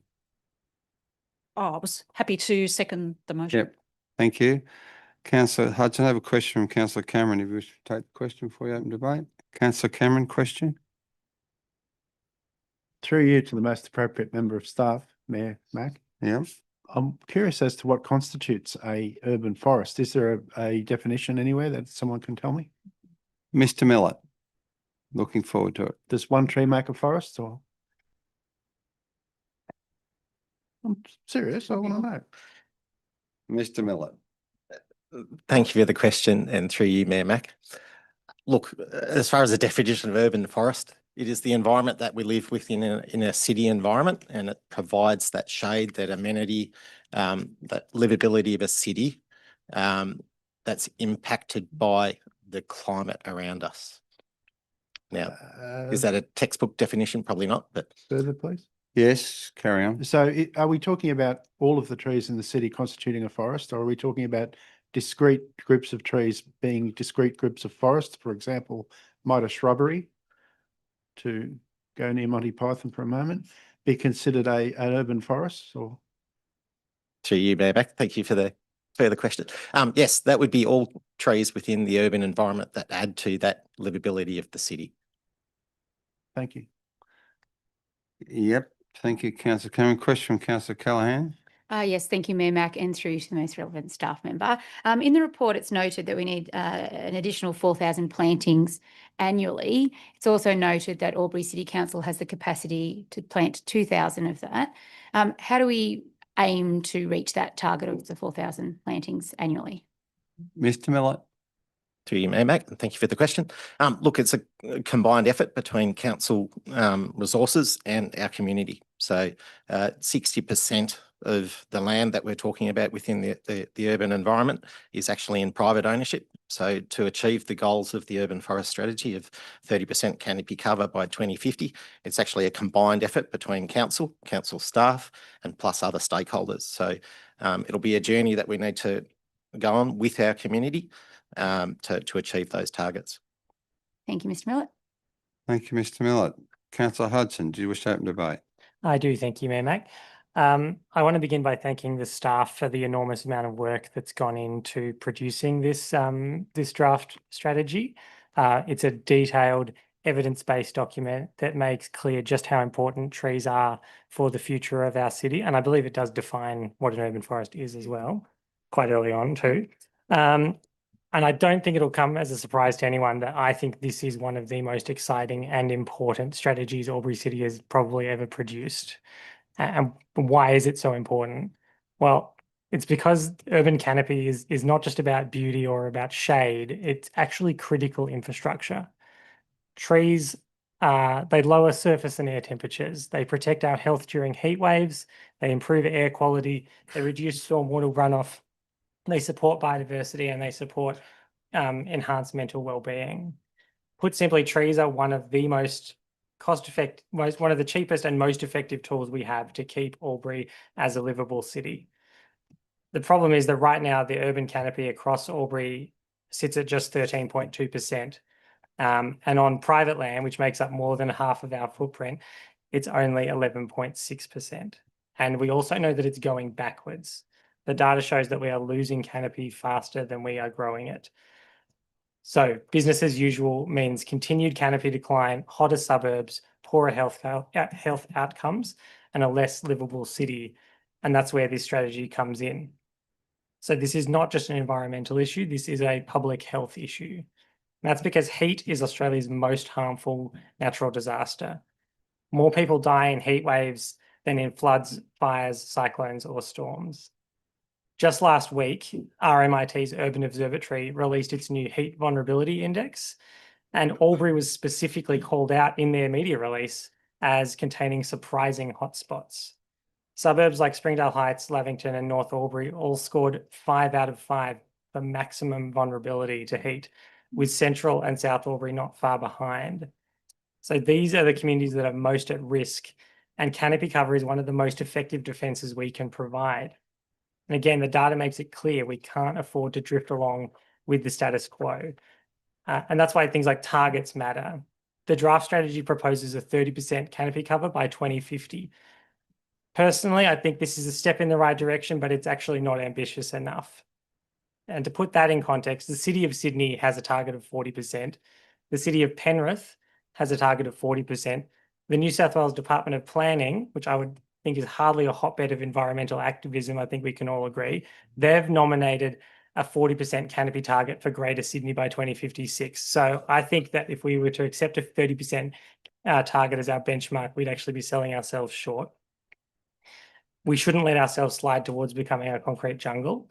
And surely if Sydney, with all of its density and its development pressures, can set a 40% target, then surely Albury can as well. We're a regional city. We pride ourselves in our leafy character and our livability. I think we should do at least the same, if not better, but that's a personal view. The strategy lays some really important foundations, but to succeed, we do have to grapple with some really hard realities. One is community attitudes. Too often trees are seen as an inconvenience rather than an asset. And so we need to encourage residents and businesses to value trees as essential infrastructure, not optional extras. Funding. Planning, maintaining and protecting trees requires resources. And ambition without the funding will not deliver the canopy increase that we need. So if we're serious, we must commit to sustained long-term investment. We know we're committing to hundreds of millions of dollars of water and wastewater infrastructure spending over the next few decades in this city. And so the good thing about trees are they're nowhere near as expensive as water and wastewater infrastructure, but they are just as important. We also need to look at our engineering standards. Our current standards are quite outdated in my view. They often work against the urban forest. Roads and drainage projects frequently result in trees being removed with little consideration to replacement or alternative designs. And so our standards must be updated so that our infrastructure projects support rather than undermine canopy growth. But, and this is the key one, it's the private land regulation. With 61% of Albury's urban land in private ownership, we cannot meet our canopy targets without addressing tree protection and planting on private property. The draft strategy leans heavily on education and incentives, and that's fantastic, but experience tells us this will not be enough. In just the past year, within about a 200-metre radius of my house, I've counted at least 15 mature trees that have been removed. And we know this is happening across the city.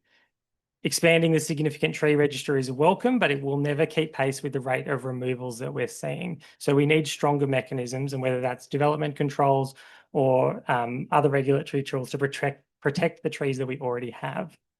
So this document is a fantastic start, and the staff do deserve enormous credit for bringing it forward. But if we're to succeed, we must go further with stronger protections, updated standards, proper funding, and a clear commitment to making trees a priority in every decision that we make about our built environment. And that's also why community input is so important. So I encourage everyone in Albury to read this document, to think about how it affects your street, your neighbourhood, your family, and make a submission. Tell us what it is that you value, what changes you want to see, and if you think we should go further. Thank you. Thank you, Councillor Hudson. Question and 2 speakers for. Councillor Clacken. Thank you. Notwithstanding the passion for trees, which I think is fantastic and support, my issue is through you to the most relevant member of staff.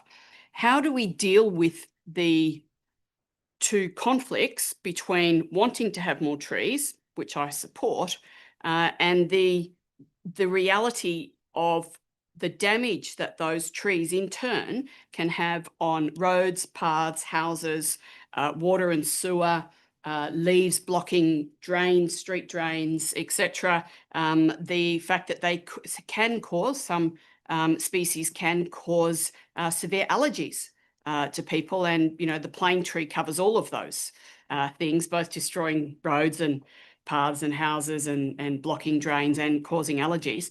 How is it that we can deal with having a urban tree or forest strategy, but then also and grow and develop the number of trees, but also deal with the reality on the lives of the people in our community? Mr. Millett, that's a perplexing question for you to answer. Thank you for the question, and through you, Mayor Matt. So with the strategy comes a 10-year planting plan, which actually provides a suite of trees that are available to plant in different suburbs around the place.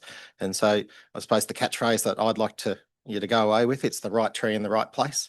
And so it'll consider all of those issues that we have with trees, but obviously the intention is to grow our canopy cover for all the proven benefits that a larger urban forest, and that percentage of urban forest that canopy cover brings to all of our community. A follow-up, if I may. Follow up, yeah. Noting that it is a 10-year plan and considerable effort has gone into this plan, which I acknowledge.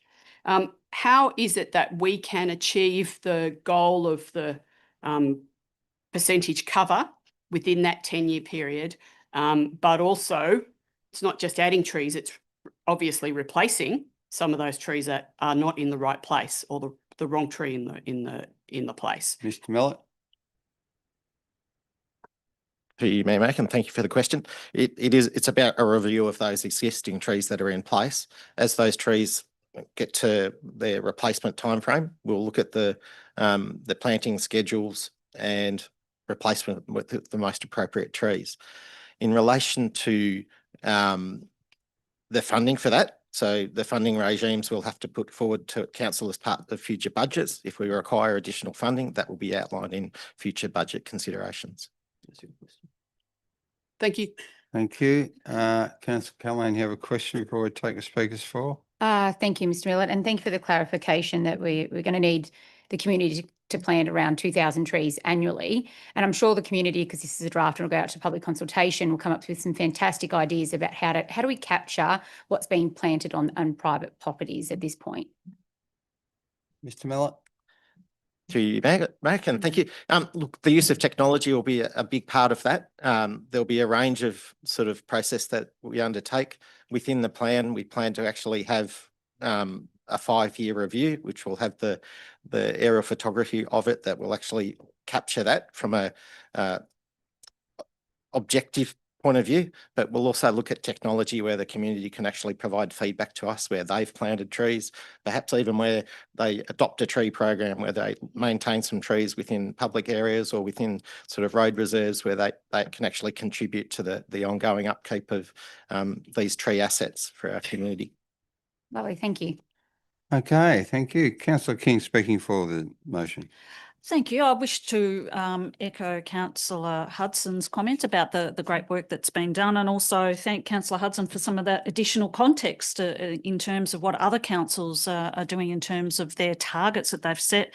Just really wanted to say it really delivers that roadmap on our shared vision. So reiterating that, I think that's the important part, and knowing that council can only do so much, and knowing that our arborists have thousands and thousands of trees that they need to tend to at the moment, and noting that we will need additional resources to ensure that they're looked after in the long term. But I think this is something that our community would expect us and hope that we would be part of. You know, the natural environment is one of, you know, our key pillars, and preserving that and the livability of Albury. So I fully support the draft for public exhibition, and look forward to seeing if anyone has noted any amendments that we should consider.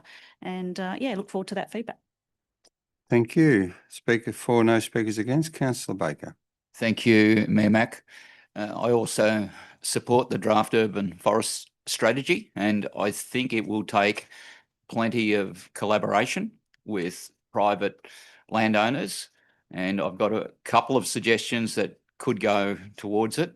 Any new subdivisions should be given a number of trees or plants to put in, probably by the developer, could be a condition of consent. Also, there should be any DA that goes through, maybe some trees or plants could go with that, suitable ones for that particular development. And it's just a mindset question, I think, as well as a funding one. And we have to not sweep this strategy under the carpet and forget about it. We now measured what we've got. We know we're not as good as we should be and not as good as other places. And actually some of the results are surprising to me, because I thought we were quite a green and leafy city. To find out we're not is a bit of a shock. And I think the community will get behind this if we do a really good public relations exercise and have a few innovative ideas of how we could get some trees out there, because council planting them is not very cost effective, but the public planting them is the best way to go. So Thank you for the report, and I also echo some of the sentiments of Councillor Hudson. Thank you, Councillor Baker. Just a quick question, just to clarify, and it's to Mr. Costello, because he mentioned it this morning at our briefing. You mentioned that the Lions Club have a target. Mr. Costello, could you just brief the councillors on what that looks like, please? Yeah, thanks very much for the question, Mayor Mac, and just going back through my notes one moment. So we've met recently with the Lions Club of Australia at a regional level. They've got a greening canopy project. That project's aiming to plant 1 million trees by 2027 and an additional 500,000 trees thereafter. So they've identified their willingness to support our urban forest strategy, and so we're currently in the early phases of discussing what that arrangement might look like and where they might be able to add value to the implementation of a range of those actions. So we'll be happily provide further updates to council on those discussions as they take place, but certainly in the early stages they've identified a willingness to participate and support that project. So in effect, from a strategic point of view, that would be the position we would be directing them into the locations where we strategically think there should be canopy and there should be opportunity. Thanks for the clarification of the question. And yes, absolutely. And again, we are in the early phases of the conversations, but they've obviously got a lot of members throughout the community, and we've clearly identified that we need, and again, echoing Councillor Baker's sentiments, the community do need to support this. And so we're looking at how we can harness those existing relationships they have with the community to support some of those key areas. More importantly, the community getting behind those initiatives to look after those trees. So the easy thing is to plant the trees. The more difficult thing is to tend and maintain for those trees. It's just as important. So if we can provide some early care with the support of the community in the first couple of years of the tree's life, it significantly increases the likelihood of survivability. So that's the areas we'd look to work with the Lions Group and those existing relationships with the community to support that. Thank you, Mr. Costello. Councillor Billerman speaking for. Thank you, Mayor Mac. I agree with Councillor Hudson and the fellow councillors about our urban tree strategy. I think the greatest tool we've got is our residents. I think if we get it out there somehow that we know the best thing that the residents can do for the canopy is plant a tree. Get a tree, plant a tree, name your tree, but put the onus back on all our residents. And it's not only council's responsibility to plant trees. I know we've got a strategy to plant 4,000 trees over a certain amount of time. But if we get it out there that, it's a great thing to plant a tree, and I think that will get a lot more trees planted into the area. And I agree with Councillor Baker with some of our subdivisions about the way that the trees are utilised and planted out. We need to get a bit more active in that role. As Mayor Mac has alluded to a couple of times recently, some of the streets in Wodonga, how they're set up at Barranduba and things like that with their urban plantings have been particularly good. So I think if we get on that in that frame of mind about going further with our plantings, it'll be a good outcome for the whole community. Thank you, Councillor Billerman. Yeah, just to finish on that, there are no more speakers for or against. Before I go to Councillor Hudson, I think essentially with a growing community and with growth, there becomes a lot of problems, and sustainability of that community is critical, and tree canopy and shade are critical to obtaining that target and obtaining that objective. And to Councillor Baker's point, yeah, it is quite startling to see that as a percentage we're not where it should be, and I think we have the capacity to do that. I do think that Thurgoona Warringah offers that opportunity, and I do think it's undervalued and under-treed. And I think, again, from a planning perspective, we need to look at that in our future review of the SEP and the DCPs about expectation. And I think this document will give us that guidance to provide the community with what they tell us they need. And I think it's an exciting opportunity, and I do congratulate the staff for putting this document together. It's a very well researched document, and the intention is quite clear. So thanks to the staff, and to coin a phrase, it takes a forest to raise a tree. So we need to keep raising those trees. Councillor Callaghan, did you want to speak before I close? Well, you're not closing. I know, but close with councillor Hudson. Oh, yes, thank you. I'll just really briefly echo the sentiments. It's a great strategy moving forward, but I suppose what I'm hearing as well is, we've got to plant lots of new trees, but I suppose it really just made me think that we need to kind of champion some existing ones when we're thinking about developments, especially in our growth corridor. And I know that's always been a bit of a challenge for us, and fighting for 1 or 2 trees or hollow bearing trees, or sometimes not even quite mature trees yet, but that will grow into mature trees. So I think that's something to be really cognizant of when we're moving forward with our development application process and championing. But also, I know we want to plant more, but championing those existing trees as well. Thank you. Thank you. Councillor Hudson, do you wish to close debate? I will. Thank you, Mayor Mac. I'd like to thank all of my fellow councillors for their contributions. They highlighted the need for collaboration with this, and that's absolutely true. Council cannot go it alone. As far as maybe a bit of motivation for how ambitious we should be, the Albury-Wodonga Development Corporation, it existed for about 42 years, I believe, from 1972 to 1914. In that time, they planted over 3 million trees and shrubs. That equates to about 71,000 per year. So I think we can be bold. I think we can be ambitious, and we can make our city incredibly leafy and livable, because that's ultimately what will happen. With the more trees that we plant and the more that we protect, the better our community will be. So I really look forward to hearing what the community has to say about this strategy. As I said, I think it's one of the most exciting and important documents council has produced in a really long time. Thanks. Thank you. Happy to put the motion. All those in favour? Anyone against? The motion is carried. Thank you, councillors. 13.5, the cleaning contract selection report, contract 24/02601. Thank you, councillors. Councillor Glickin. Thank you. I will just check. This is the one in my document. Is this the one in the document? Yeah. Yeah, okay.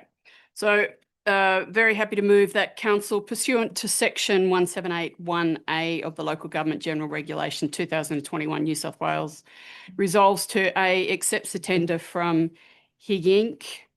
Cleaning Services Proprietary Limited and awards the business operations and public spaces portions of contract number 25/02601, cleaning of council facilities, for a two-year term with a 2-year optional extension, commencing 1 September 2025, for an estimated contract value of $2,474,361.52, including GST. B, accepts the tender from Guardian Property Services Proprietary Limited and awards the community operations portion of the contract number 25/02601, cleaning of council facilities, for a 2-year term with a 2-year optional extension, commencing 1 September 2025, for an estimated contract value of $445,559.52, including GST. C, accepts the tender from keep going, and thank you. Accepts the tender from Sunrise CFM Proprietary Limited, and awards the service operations portion of contract number 25/02601, cleaning of council facilities, for a 2-year term with a 2-year optional extension, commencing 1 September 2025, for an estimated contract value of $766,330.40, including GST. And I think the Proprietary Limited may be a duplicate. So just confirming that.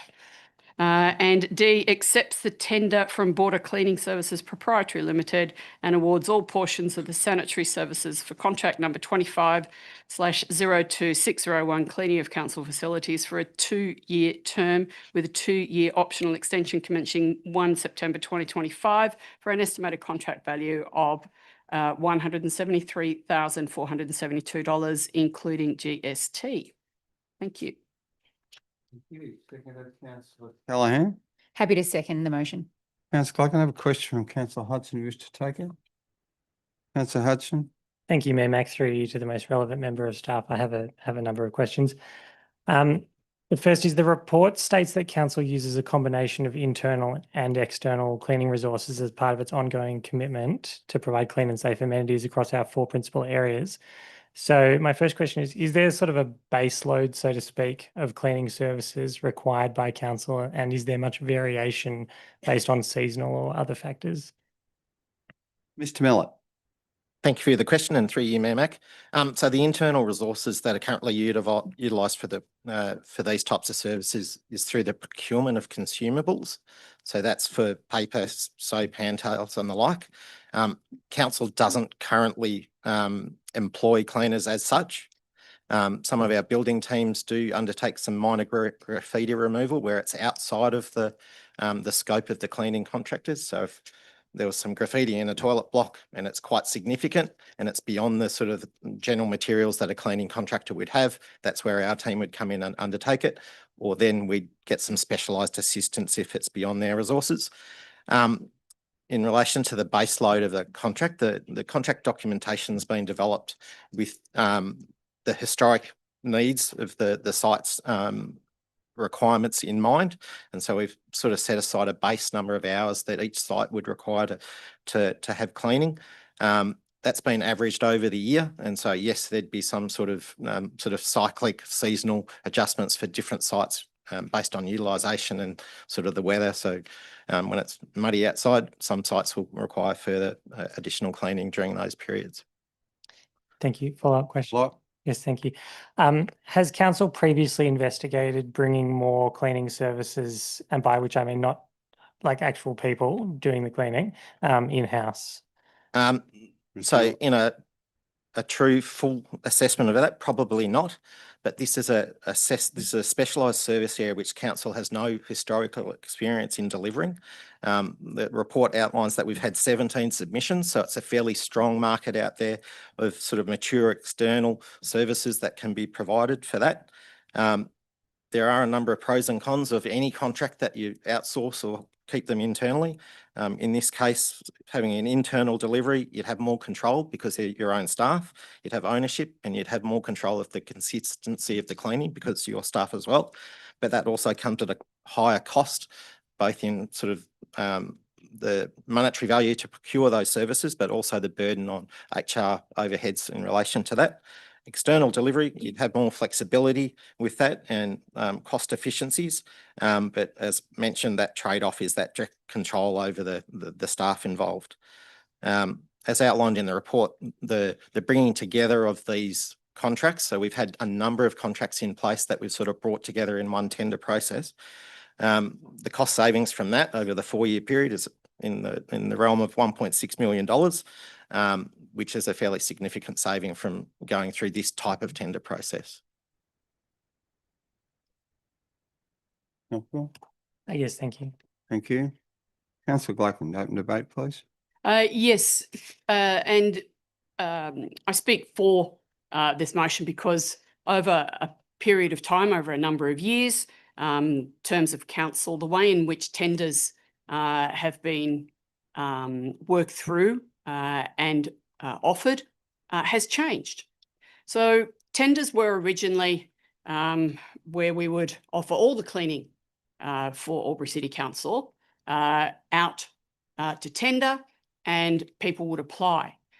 This is a great way forward, and already we've seen, as explained by the staff, some savings from this process.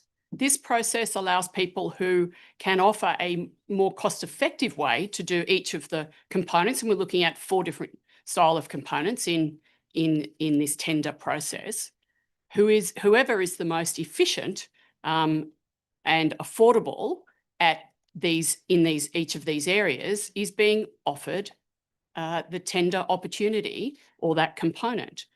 So tendering has come a long way, and ultimately to ensure that we get better value for money, but also ensure that we have a good service provided by these external people.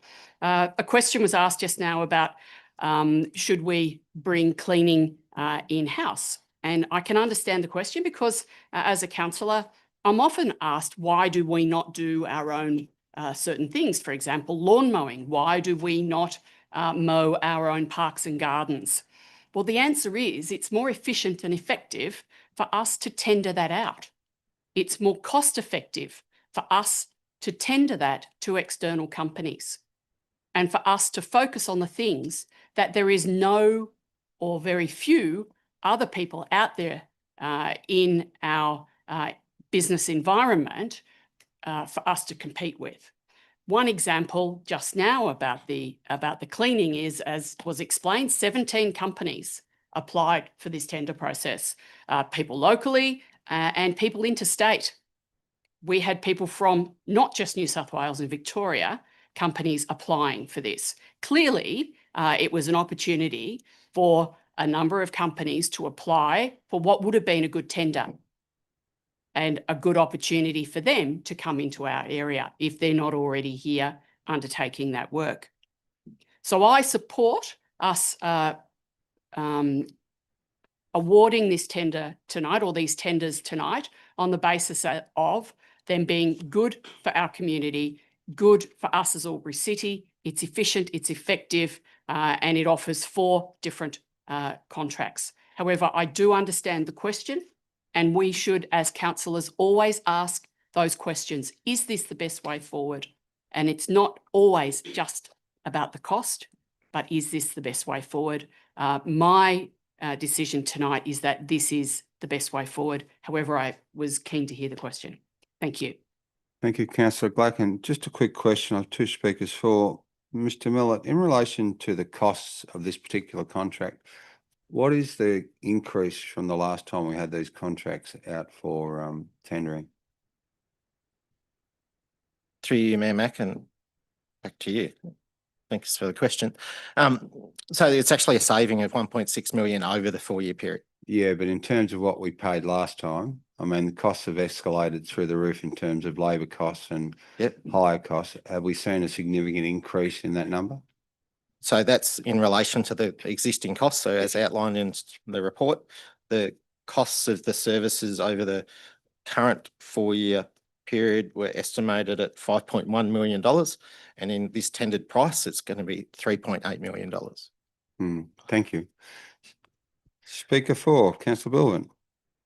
Yeah, thank you, Mayor Mack. I'm just reaffirming Councillor Glacken's comments. The great thing about putting contracts like this out to private businesses or tenders, that one we get valued for money and you're getting into a competition market, we get value for money from the suppliers. If they want the work, they'll put the best possible price forward every time. And our QS team or our procurement team go through the documents anyway, so they do what they need to do to make sure that we're getting the best value for our money. So I'll be supporting this motion moving forward for the benefit of our city. Thank you. Speaking for, no speakers against, Councillor Hudson. Thank you, Mayor Mack. I'd like to propose an addition, an amendment to this motion. So it would be an E, point E.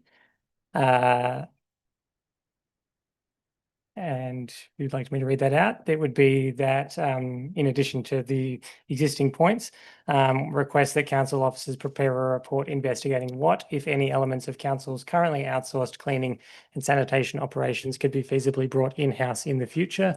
The report should include financial implications, service quality, workforce considerations, risks, benefits, and options for future contract cycles. Thank you. Who the movers? The first mover, Councillor Glacken. Was it yourself? Are you happy to accept that amendment? No, not as an amendment. Happy for it to be debated. Yeah. Yep. Okay. But I won't accept that as an amendment. Okay.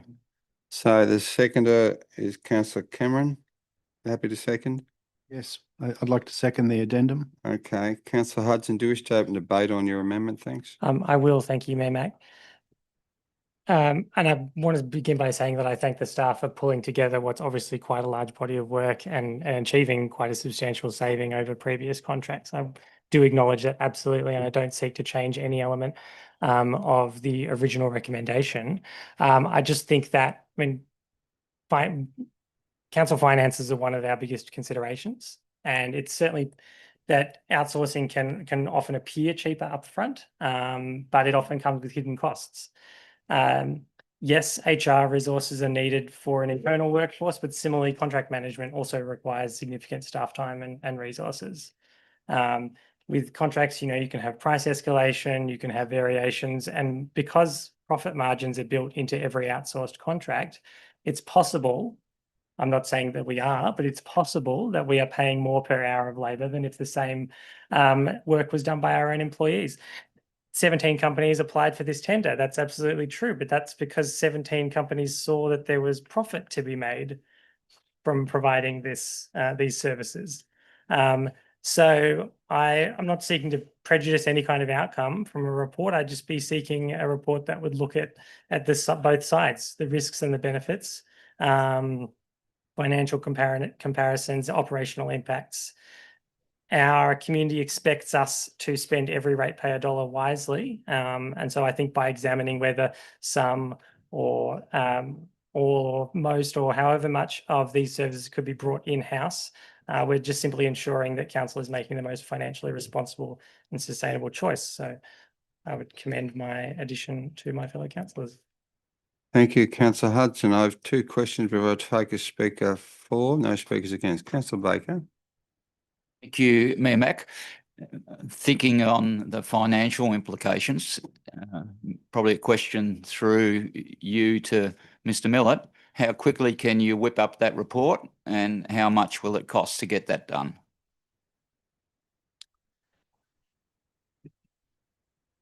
Through you, Mayor Mac, and thanks for the question, Councillor Baker. Look, it's probably not about cost, it's about the time that would take. If the recommendations that are up on screen there are accepted tonight with the amendment, the logical spot to have an assessment of this sort of report would be prior to the 2-year mark of the contract. And so that we can take the assessment of whether we took up that 2-year option. So after the first year of the contract, I think it would be a sensible time to review any sort of learnings from the contract, and then prepare a report for council so that we could put something before council for consideration prior to taking up the 2-year option. Thank you. Any further questions, Mr. Councillor Baker? Possibly a follow-up question to the mover of the amendment. Yeah. Would that be satisfactory to get that before the next contract is let? As if we accept A, B, C and D for 2 years, that's done. What we're asking can't be put before this. Absolutely. You'll note that I didn't put a time frame on the request for the report. I think what Mr. Millett has just said is a perfectly reasonable and logical period in which to do that. I'm not seeking to undermine any of the existing recommendation as it was put to us in the business paper. I just think that it would be sensible for us to analyse this. And so, yes, that seems like a completely reasonable time frame. So just a question that I've spoken to the acting CEO about, Councillor Hudson. Morrison Lowe are currently doing the accelerated service delivery review. Whilst it's not in scope, it would probably be a lot more easier from the point of scale and capacity for them to provide the fors and against this proposition. Would you be prepared to amend the E to request the council approve that Morrison Lowe consider the scope to include this as an option for them to report back on, which will provide a more immediate response, but be included and a lot cheaper for them to do the resourcing than us do the resourcing locally. Thoughts? I'd be interested on the thoughts of my seconder on this one. The second? Councillor Cameron. Councillor Cameron. I wouldn't be adverse to that change. I would support it if Councillor Hudson chooses to make that change, but I would like to speak to this. Yep, no problem. Seconder at some point. Councillor Hudson, thoughts? Look, I'm a little bit disappointed to hear that it wasn't considered in the scope. I think that unfortunately in Australian society as it is, we take it as read that outsourcing is a good thing. It's absolutely not. So I think that, look, I'd be happy for Morrison Lowe to consider it in their scope if it's something that would be easy for them to do. And I suppose pending the outcome of that, I could always move for an additional report sometime in the next 2-year period anyway. So essentially, just to clarify, Morrison Lowe were asked to look at the current services we deliver. We don't deliver this service. So this would be just an added added request to their scope to actually look at what the value would be to deliver this service internally in the reverse. Would that not carry additional cost if we're Oh, changing the scope of their costs compared to our costs in terms of resourcing and timing would be a lot less, given they're looking at the whole business versus our staff would have to look at this individually. I'm taking it on faith that that's correct. But if that is correct, then yes, I don't see any problem with that. Councillor Gacken? Thank you. Procedural, I suppose Yeah. we'll call this. I'm happy to accept that as that it be that the current investigation include, or the work being undertaken, include that as a higher order set of parameters, and should that be proved to be something that council then wishes to further investigate, that's fine, but at that higher level, so that we can get the information without too much of our staff time. In fact, it would be minimal staff time and the cost. So happy to consider that. Yep. Thank you. So, in the context of the we would have to revise the amendment to include that. Morrison Lowe. That council appoint Morrison Lowe to review the scope of providing in-house cleaning and sanitation operations compared to currently outsourced cleaning and sanitation, you know, in terms of that process. Would that be, I mean, that would be the wording that I think would be appropriate in the context, do you think?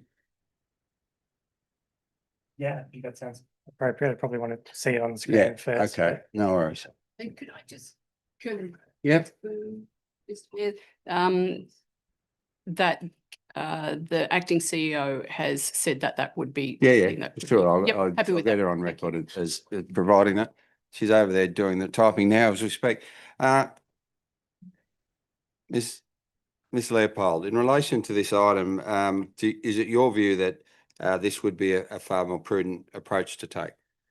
Thank you for the question. Look, it's as said before, it's not within the current scope of Morrison Lowe's work, that being looking at the current services we deliver and our resourcing models to do so.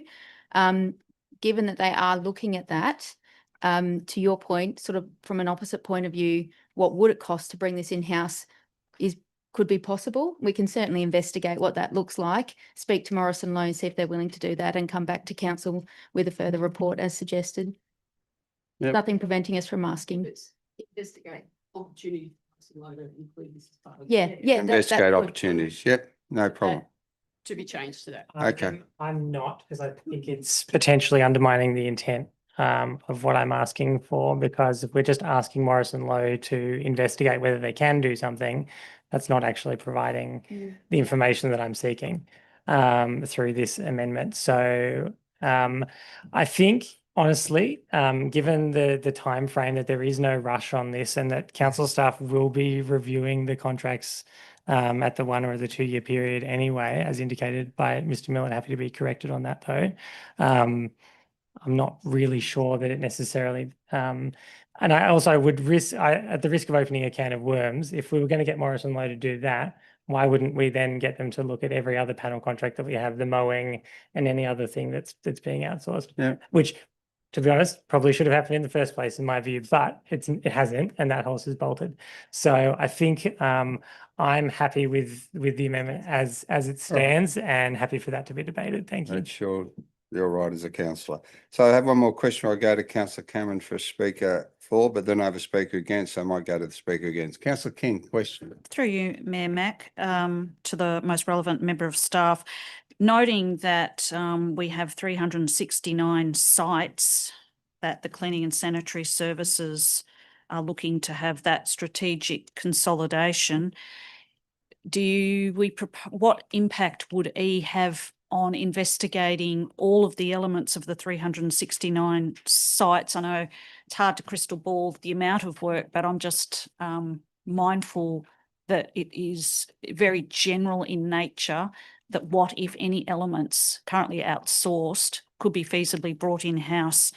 The 369 sites that would, I'm assuming, would involve a lot of eyeballs and a lot of analysis. Is that right?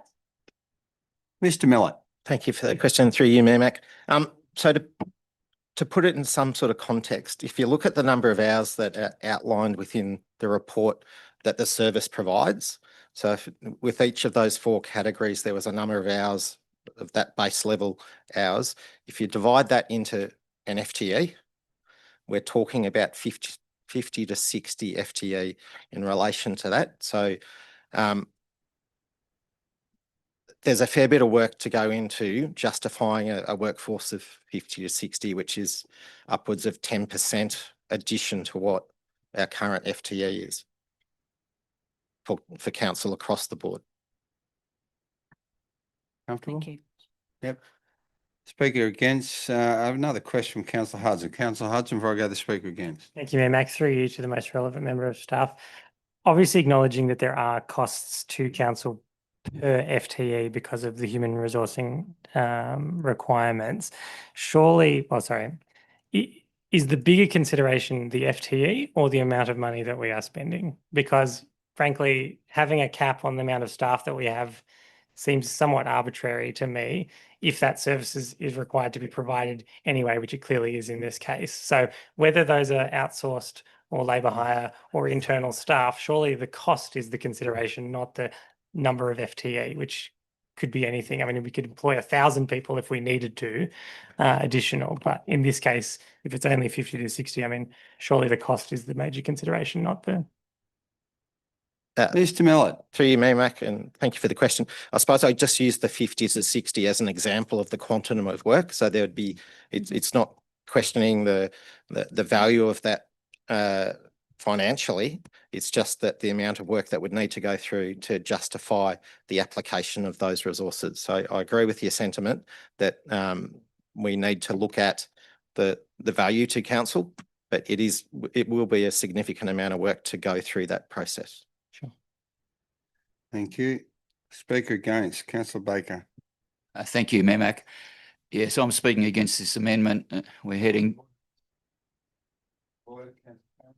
And this is not related to Councillor Baker speaking, but rather to the procedural matter of your chairmanship. I Yes. seconded this amendment Yes. and I've not been afforded a chance to speak, yet We've only had one speaker for, which is the yet person who you're represented the engaging- amendment. Yet you're engaging a speaker against before the seconder of the amendment has been given an opportunity to speak.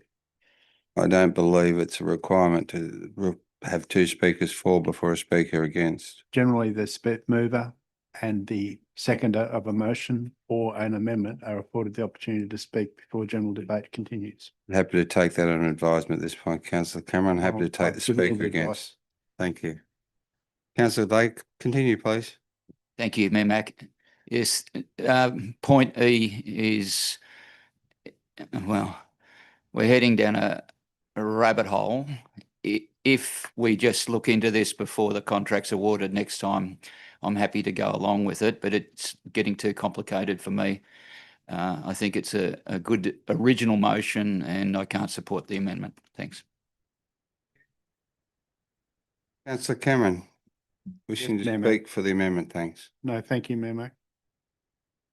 You're not ready? No, I don't want to perpetuate this farce. Oh, Mayor okay. Mac. So you don't wish to speak? No, thank you. Thank you. Councillor Callahan, I speak against, but you can speak first as speaking for. Thank you, Mayor Mac. Happy to support the amendment this evening for the cleaning contracts selection report. It's got a 2-year time frame on it. It's an exploration activity. It could potentially save us some money. I think it's a good idea. I agree it could open a can of worms. There could be other elements to council that we could or should be taking in-house. We're simply looking at one of them with a very open time frame around looking at when the contracts are coming up for review. So you've got plenty of time to have a look at that option. Thank you. Thank you, Councillor Callahan. I speak against, Councillor Glacken. Thank you. To speak against the amendment, in essence, we're dealing tonight with the tender for cleaning and sanitary. It's something that we're looking at for the next 2 years. with the possibility of a further 2-year extension. We have already been told tonight that this encompasses, and it's in our report, it encompasses a large number of sites and a wide variety of cleaning areas. The time to undertake this investigation, the cost to undertake this investigation, I don't think warrants our staff or our community's money when we have already been told that the saving from, as the Mayor asked, what is the saving from last tender or last period to this period? And it was a significant saving. It is efficient and effective to utilise the tender process to outsource this as an opportunity for people in our community to have applied for, and 17 companies have applied for, 4 of whom are being awarded components. This is the most effective and the most cost-efficient way to take this forward. I cannot support a detailed, and it is detailed, because it asks for the service quality, workforce considerations, risk benefits. If it was a desktop, if it was something that we were asking our staff to consider prior to us going out for tender again, and that we were to ask our staff to provide us with comparisons as to what it would cost for undertake the work in-house on a number of contracts, then I'd be happy. But the reality is that this tender, as are all the other tenders that we award at council, are more cost effective to have outsourced than they are to have insourced because of competitive advantage of the external providers. I cannot support this and support the original motion. Thank you. Thank you, Councillor Gladkin. A question from Councillor Callaghan. Councillor Callaghan. Thank you, Mayor Mac, to the most relevant staff member. Yes, you did mention that was $1.6 million in savings. My question is around, are we lowering our service delivery to make such a saving? Mr. Miller. Through you, Mayor Mac, and thank you for the question. No, we're not. So within the contract documentation, or within the tender documentation, sorry, there was key deliverables. There was sort of the scope of the works that was required. That's based on what we're wanting, and from the experience of managing contracts historically in the cleaning space. So no. Just a follow-up question, if I may. Thank you. Yeah. Does that mirror the previous contract expectations? It's through you, Mayor Mac, sorry.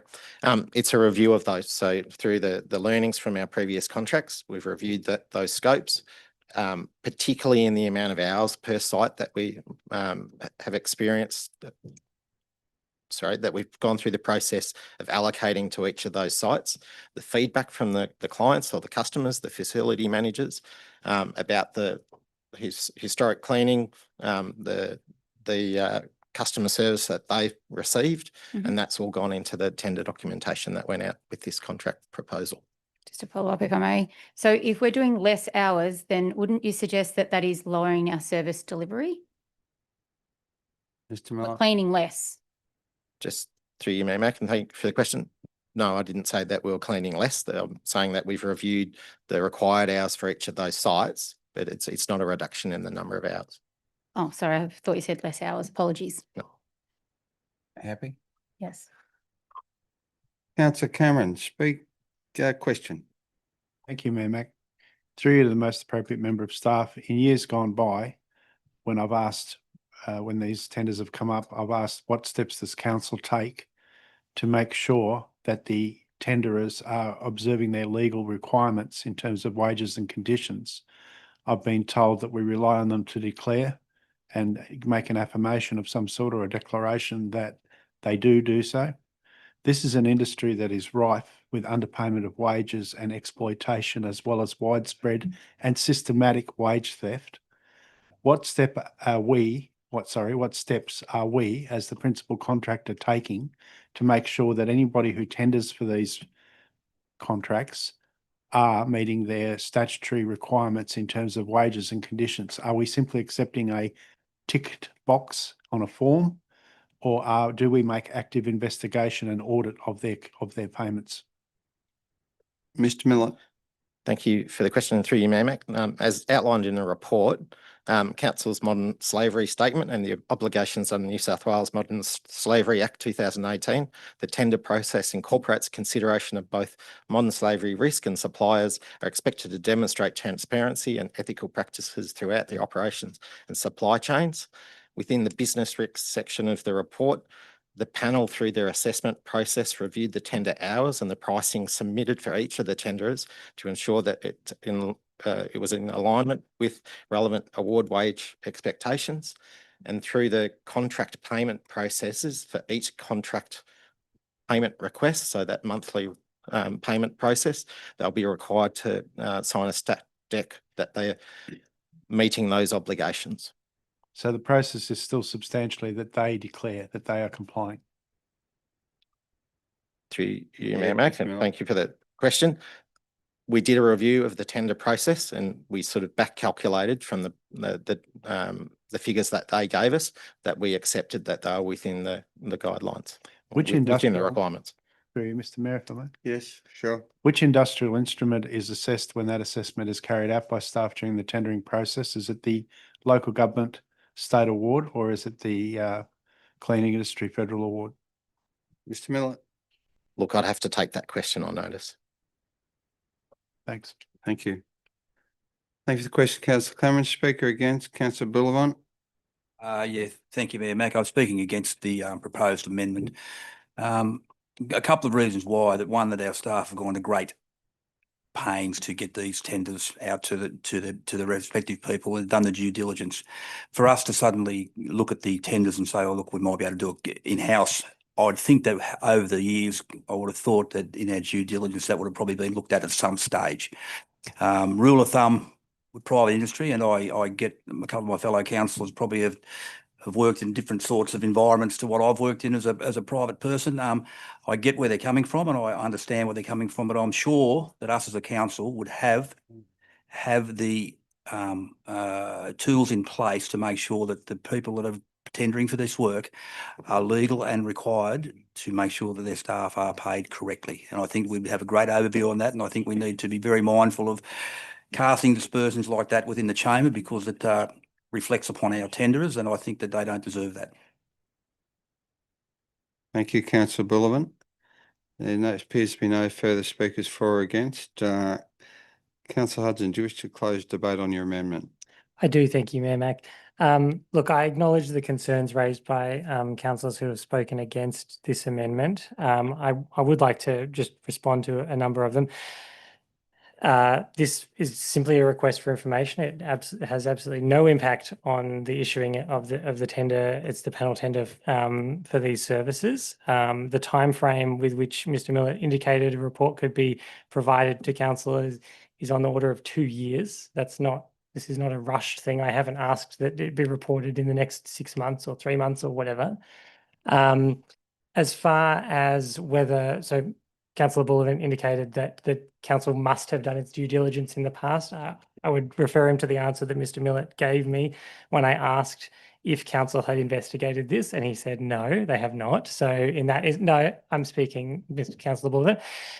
And ultimately, any commercial business which tenders for a service that council provides has a profit margin.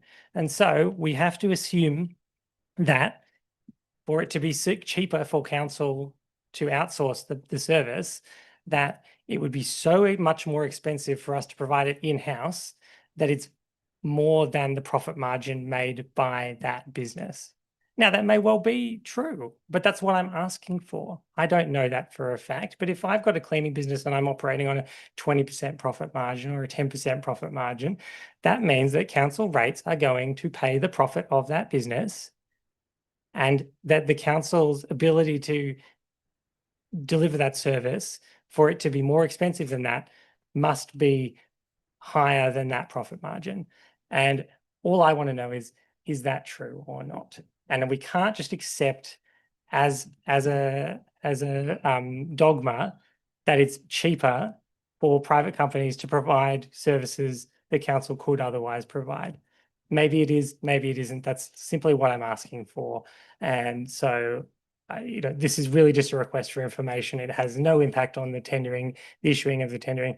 And I really just don't know why we wouldn't want to just have more information so that we can make the incredibly important financial decisions that we have to make. This is for a contract worth more than $4 million. We should be doing our due diligence to make sure that we are getting the value for money that our ratepayers deserve. That's simply all I'm asking for. Thank you. Thank you, councillor Hudson. So happy to put the amendment. Those in favour? Those against? The amendment is lost. Now we revert to the original motion moved by councillor Glacken, who has spoken to the motion. Are there any more speakers to this motion or questions, councillors? No. Happy to put the motion. All those in favour? Those against? The motion is carried. Thank you, councillors. CM 13.6 Australia Park Car Park and Levy Construction Contract 25/01164. Thank you, councillors. Councillor Glacken. Thank you.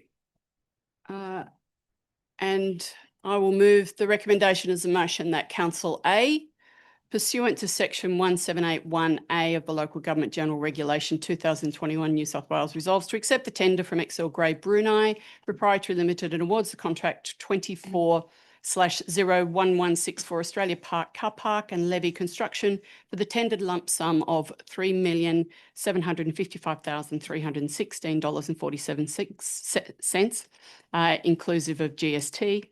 And B, endorse a budget allocation to be brought forward from the financial year 2026-27 allocation to cover the 900,000 shortfall should the project progress in accordance with the tender submissions and be completed this 25-26 financial year, an adjustment being accommodated at the future quarterly budget review, considering other project timing scheduling is as required. Thank you. Can I have a seconder, please? Councillor King. Happy to second the motion.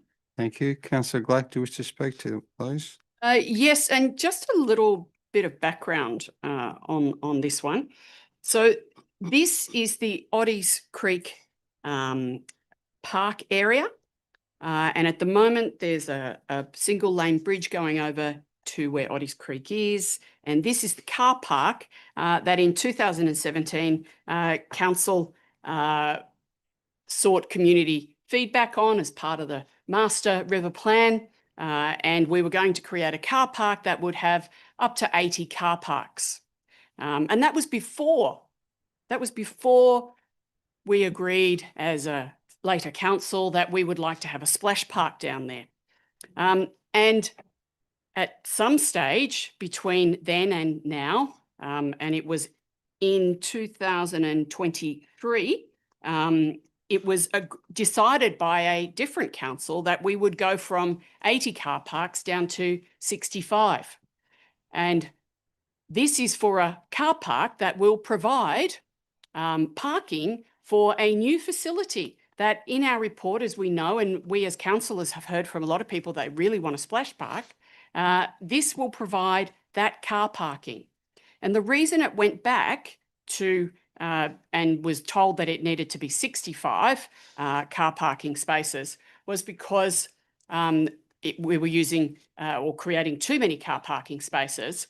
It would be a heat magnet and there weren't enough trees. So we agreed that it would go down to 65. We would increase the trees, so we would control planting to have planting, and we would decrease or lighten the colour of the asphalt so that it wouldn't attract so much heat, which I think lighter asphalt, great idea.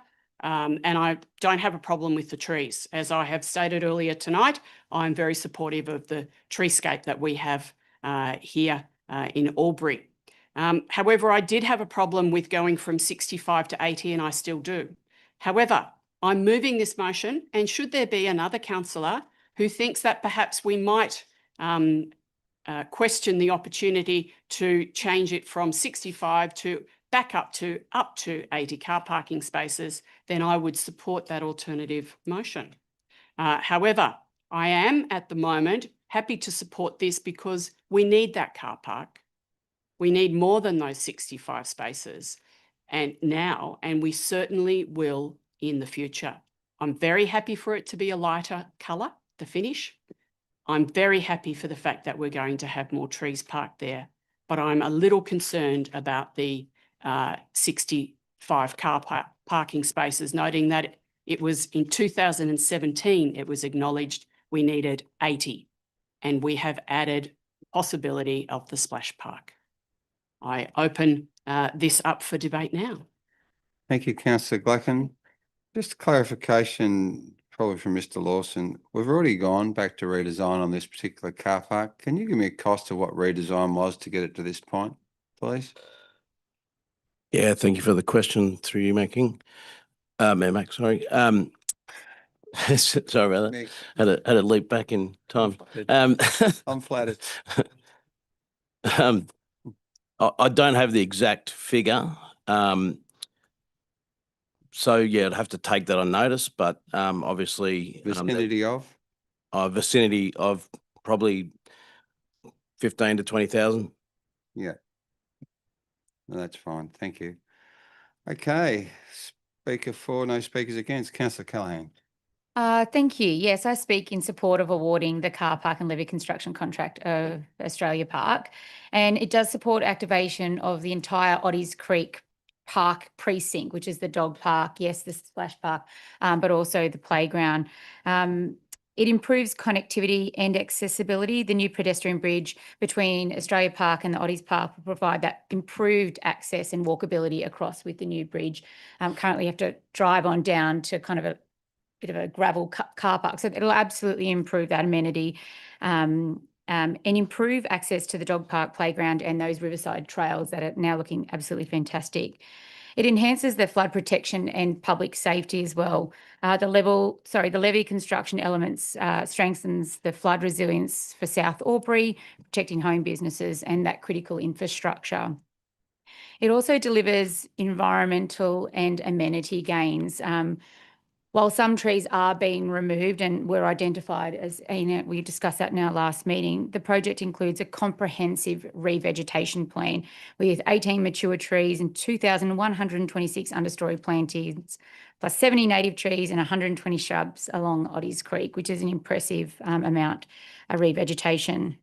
Also noted that the car park surface will have heat reduction coating to lower the temperature impacts, which I haven't seen, and if I have seen it, I haven't noticed it. So I'm interested to know how that works and the functionality of that as well.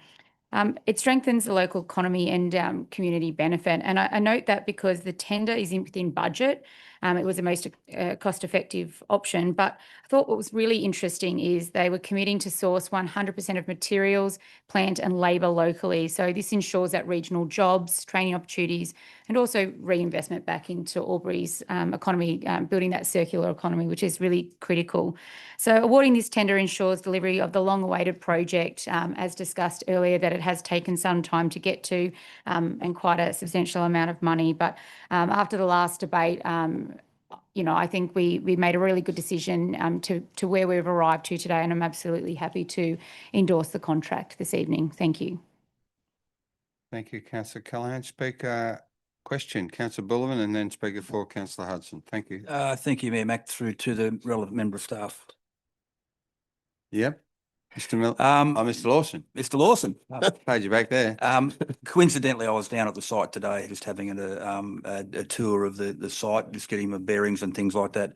And given that it's coming into springtime, and you would not believe the amount of people who are down in that precinct today, with a future project going ahead, what have we got in for traffic management and things like that for dangerous areas and barricading, and how long we think the barricade's going to be up for? Mr. Lawson. Yeah, thank you for the question through you again, Mayor Mac. So the construction work will be in the vicinity of 21 weeks, I think was detailed in the report. So during that period, haven't seen a specific traffic management plan at this stage. However, I'd expect that there'll be full closure of Ebden Street at the entrance into the parkway. and a closure at the other end just past the umpires' change rooms. So that would generally be the safest way to manage the site. And obviously that'll be in place for a vicinity of 21 weeks. Thank you, Councillor Bullivan. Speaker 4, Councillor Hudson. Thank you, Mayor Mac. Thanks, Mayor Mac. I just wanted to speak briefly to thank the staff for their work managing the redesign. It seems like excellent outcomes as a result, and thank them for putting the tender out. It looks like we've got a really high quality tender here coming in under the budgeted amount. So a good outcome all around. Thank you. Thank you, Councillor Hudson. No speakers against. Councillor King speaking for. Just to say that I am pleased that given delays that we are able to go to award the tender for construction, because I'm always nervous the longer these things are refined and delayed, the costs can go up. So happy to support that we get moving on this. Thank you, Councillor King. No further questions or debate. Just to finish before I go back to the mover, it's really exciting that we're finally going to almost land, the full master plan for the Murray River Precinct at Noriel and Australia Park. The work done by this tenderer down in Hume Street and behind the pool is amazing and continues to amaze visitors to this region. And it's an absolute pleasure to take people down there and show them what has happened and how it has revitalised that precinct and given Albury that interface with the river. Disturbs me greatly the other day at a meeting with the MDBA, and the forecast is potentially the Wodonga Creek could be the border for Albury Wodonga in the future. But in the meantime, we'll enjoy the riverfront in its pristine condition. And I applaud the staff for their report and their patience with this particular number, because it's been going since 2017 and costs have certainly escalated. But to see this coming under budget is testament to the staff and the effort you put in, and certainly to the councillors who've certainly been through that process as well. So thanks again, and thank you for your time and your energy. Councillor Blacken, closing debate. No. No? Happy to put the motion. All those in favour? Anyone against? The motion is carried. Okay, we're up to 13.7, the draft Albury City 24-25 financial statements. Thank you. Mover, thanks.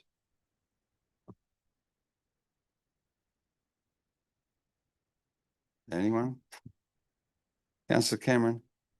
Move that Council A, receive and note Sawbridge draft general purpose and special purpose financial statements for the year ended 30 June 2025, and B, authorises the Mayor, Deputy Mayor, Chief Executive Officer and Albury City's responsible accounting officer to sign the statement by councillors and management in accordance with section 413 bracket 2 close bracket open bracket C close bracket of the Local Government Act 1993 and the Local Government Code of Accounting Practice and Financial Reporting prior to the submission of Albury City's financial statements to the Office of Local Government. Thank you, Councillor Cameron. Seconder, thanks. Councillor Bukowski. I just second the motion. Thank you. Councillor Cameron, do you wish to open debate on this item? No, thank you. Thank you. Question, Councillor Callaghan. Thank you, Mayor Mac, to the most relevant staff member. Noting in the report, in our general fund, we're in a $26.5 million deficit. I'm just hoping you can elaborate what's our journey out of the red over this financial year, and really more specifically, what are we expecting to save by financial year June 30th, 2026? Mr. Finlayson. Thank you for the question to you, Mayor Mac. So, yes, so there's a number of budget improvements that were built into the 24-25 financial year, although we had a significant deficit. They have been reflected in the adopted budget for 25-26, which is an operating budget deficit for the general fund of $10 million. So there's no additional savings required to achieve that budgeted deficit, that improved deficit. Everyone's working very hard towards that position. And so that'll get us through to 30 June 2026. And obviously there's a number of reviews, external and internal, that we're undertaking to see how we can further align the revenue that we're generating from operations, the expenditure through delivery of services, and the funding required to support the infrastructure and growth of the community. Comfortable? Yes, thank you. Question, councillor King. Thank you. Through you to the most relevant member of staff, Mayor Mac. I note as a result of the review of the Audit Risk and Improvement Committee, they've resolved to advise council that they remain concerned about the state of the general fund operating deficit. Can you shed some light into some of the concerns that may have been mentioned in that committee meeting that I wasn't a part of? Mr. Finlayson.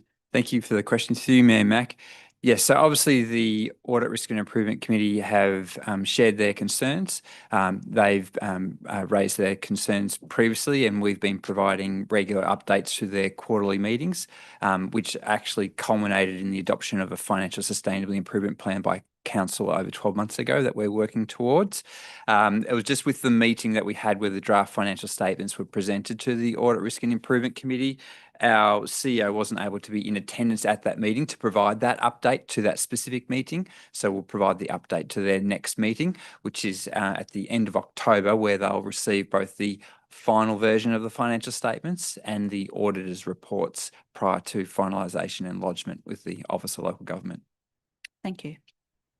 Thank you, Mr. Finlayson. There appears to be no further speakers for or against. Councillor Cameron, did you wish to close debate? Yes, Mayor Mac, I will. Financial statements and financial dealings are one of the most important things that elected councillors have to deal with. Elected councillors rely on the information that they are given, that it is accurate in each detail. If their information changes over time or in a short term, councillors expect, or at least I expect, to be told immediately. Thank you. Thank you. Happy to put the motion. All those in favour? Anyone against? The motion is carried. Okay, we're up to CM 13.8 draft councillor and councillor officers interaction policy. Councillor Cameron, do you have proposed an amendment for this particular item? Yes, Mayor Mac, I'd like to move an alternate motion, which I believe has been provided to the staff.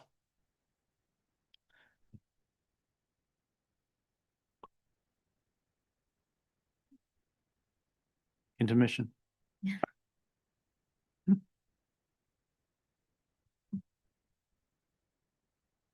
Okay, so Mayor Mac, I move that Council A does not endorse the draft councillor and councillor officer interaction policy, noting that there are provisions already in place to this effect under the Local Government Act 1993, brackets section 440, close brackets, comma, the Local Government Regulations 2021, brackets part 8, close brackets, and Council's Code of Conduct policy. B, and rescinds the 2024 guidelines for communication between councillors and strategic leaders. Thank you, Councillor Cameron. Second, Councillor Callaghan. Happy to accept. Thank you. Councillor Cameron, did you wish to open debate on that? Yes, I do. Thank you, Mayor Mac. There is a model code and there is regulation, which in my view provides ample guidance as to the requirements and the correct functioning of council and an interrelationship between councillors and employees of council. I don't see the need, and I would find it very difficult to be convinced of the need to have a more complex or more comprehensive code or policy than the model code. I feel that way also about the code of conduct, I might add too, which is coming up next. Although I note in that matter, there is very minimal change between, if any, between the proposed code and the model code. Succinctly put, the model code is more than sufficient. There is no need for developments. One of the things that I was particularly struck by was a suggestion around a time frame for having people attend council. It is my view, and I don't seek to speak for other councillors, but I have expressed this in the past, that the authors of reports should be present at a council meeting where councillors are considering the adoption of that report. Surely that is something that should not even need to be articulated in a policy or in a formal fashion by council. I would have thought that a CEO or an acting CEO would ensure that the author of reports would be present to answer questions when council is contemplating making decisions based on those reports. If that is not practical, then obviously someone could be substituted, but they would need to be as fully briefed and informed as possible with a view to being able to answer questions. That is not unreasonable. That is not draconian. And that is entirely something that should happen in a professional functioning organisation without it being needed to be specified. Thank you. Thank you, Councillor Cameron. I have a question from Councillor King. Councillor King. Thank you. Through you, Mayor Mack, to the most relevant member of staff. Under the Local Government Act, what are the provisions in terms of developing a policy? Are there requirements that we are meant to, or just can you clarify my understanding of what our commitment is under the Act in terms of having a policy? Ms Stevens. Thank you. And through you, Mayor Mack, thank you for the question. The Office of Local Government has a range of mandatory policies that must be in place by a specific timeframe. In relation to this particular policy, it is not mandatory to have an interaction policy. In terms of context around in the last 12 months with the newly elected council that came on board in September, we took the opportunity to put some clear guidelines in place around communication between councillors and council officers, with the view that we would be seeking to put the OLG best practice policy to council for consideration to either adopt it or, as the amendment has been put here, seek to not adopt and perhaps then seek to rescind the current. So it really is a case where there are a requirement for some policies to be in place as a requirement of the Office of Local Government and the regulations.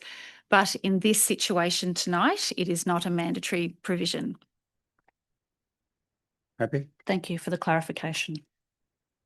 Councillor Blacken, speaking against the motion. Yes.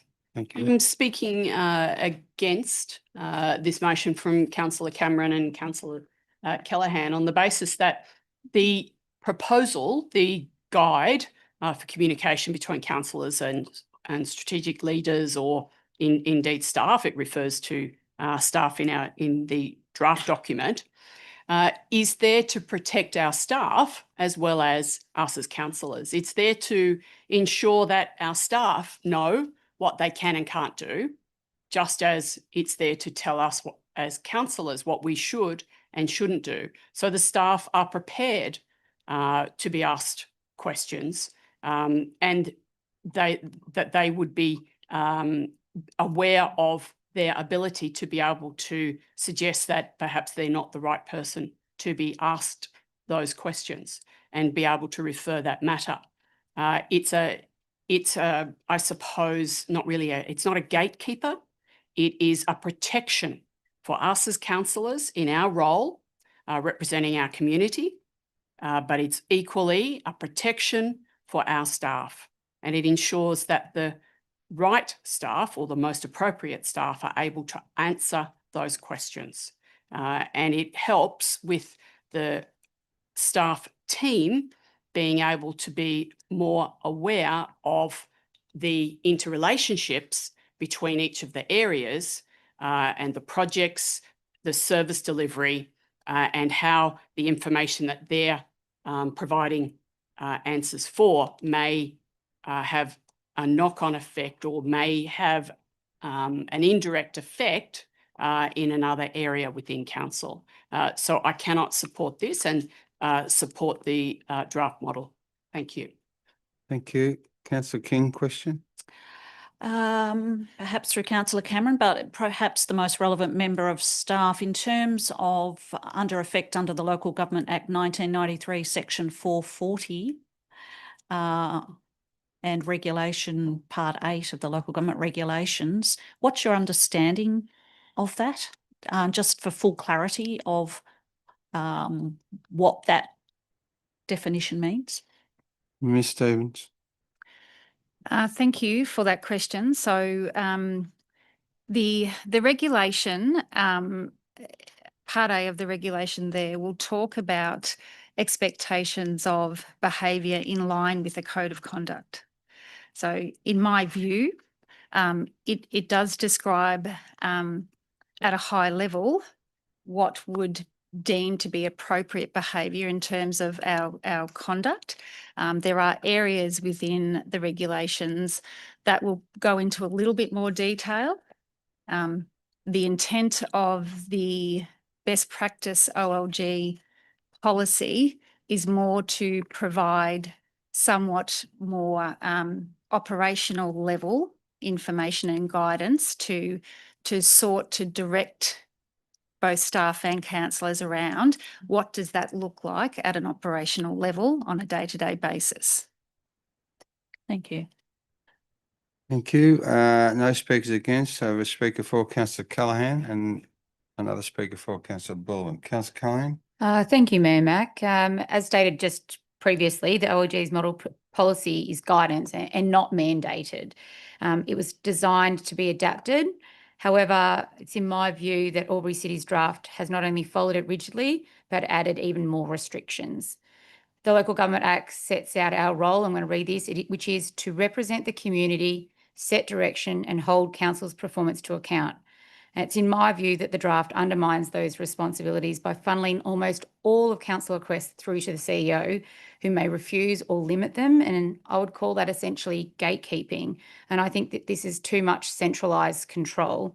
The original motion put to councillors this evening goes too far in restricting council's ability to represent the community openly and effectively. And I absolutely support the amended motion up here this evening. You know, a lot of us know many people within the community, and we can go to events, you know, outside of our councillor duties, and staff at Albury City feel that we can't have a discussion. You know, we're not alien. We're not talking about council issues. It could be talking about our kids' sport on the weekend, but having staff feel that way, and sometimes as a councillor myself feel that way, I don't think it's a positive way to build capacity, interaction and good working relationships. Thank you. Thank you. No speakers against. Councillor Bullman speaking for. Yeah, thank you, Mayor Mac. I agree with Councillor Callaghan's sentiments and the mover of the motion, Councillor Cameron. I think Albury's a town where most of our staff and our councillors know the rules that they're given when they come to council. Me personally, I know that many people, I talk to that many people every week, and some of them are council staff. It's not about talking about council business, it's just how you're going. So I think the lines get crossed a little bit there. Someone's seen, oh, Councillor Bullivant talking to such and such the other day. I just think that's a little bit too harsh. I think we've got to be very mindful of that, there are rules and guidelines that we've got to go by, but remember that we are humans as well. So we're just not councillors, and we're members of the community, and a council member may have a problem with their rate notice, and who do they bring it to? Do they bring it to somebody in the staff, or do they bring it to their councillor that say, look, I might have this little problem, can you escalate it or something like that? That is our role, is whatever way we go about it, that is our role to represent our community. And everybody has a few concerns, and we don't talk about council business when we're talking to people, it's just their people. So I get where you're coming from, but I can't support this. I can support Councillor Cameron's motion and will. Thank you, Councillor Bullman. Question from Councillor Baker. Thank you, Mayor Mac. Probably a question through to the most relevant staff member. So is this suggesting that we're precluded from speaking to council officers out of work hours? Is that what it means? No, Ms. Stevens. sorry, I jumped in there. Thank you for that question, Councillor Baker. The draft that's put to you today to consider, I don't believe indicates that at a social event that a councillor is not permitted to talk in a social setting with a member of the public who may be an employee of Albury City Council. So I don't necessarily believe that the draft policy reads that way, or that the intent is for there to be limited to no contact between community members who may work at Albury City and councillors at social functions. Follow-up? Only that, yes, it's common sense that in our community we would be able to speak to officers when we see them, and we do now. So if it's not a change to that, or a restriction or a rule, Yeah, I'm happy to go with the original recommendation, and I'll be opposing Councillor Cameron's motion. Thank you. Thank you. Councillor King, question? Through you to the most relevant member of staff, are staff members required to mention, sign, come before your team if they know a councillor or the mayor in specific, and in terms of what that relationship might be? Ms Stevens? Thank you for that question. The point's been raised here a couple of times tonight that Albury community is quite small. We have members of you know, our employees who do socialise and so on with councillors. We do have intertwined relationships at times through communities where there'll be more of a defined relationship with a councillor and an employee of Albury City. So it depends what setting we're talking about, Councillor King. If it is that my daughter plays netball in a netball team where one of the councillors may have been a coach of my daughter, that type of relationship isn't something that needs to be declared. If I am second cousin with that netball coach and I'm putting a report up that may be seeking to you know, move forward to be a conflict of interest, then yes, that would need to be put forward and registered under our pecuniary interest policy. It's a difficult question to answer, but we do live in a small town where interaction does occur. It's just understanding where that line is and where it may be crossed and following the appropriate policies and procedures. Thank you.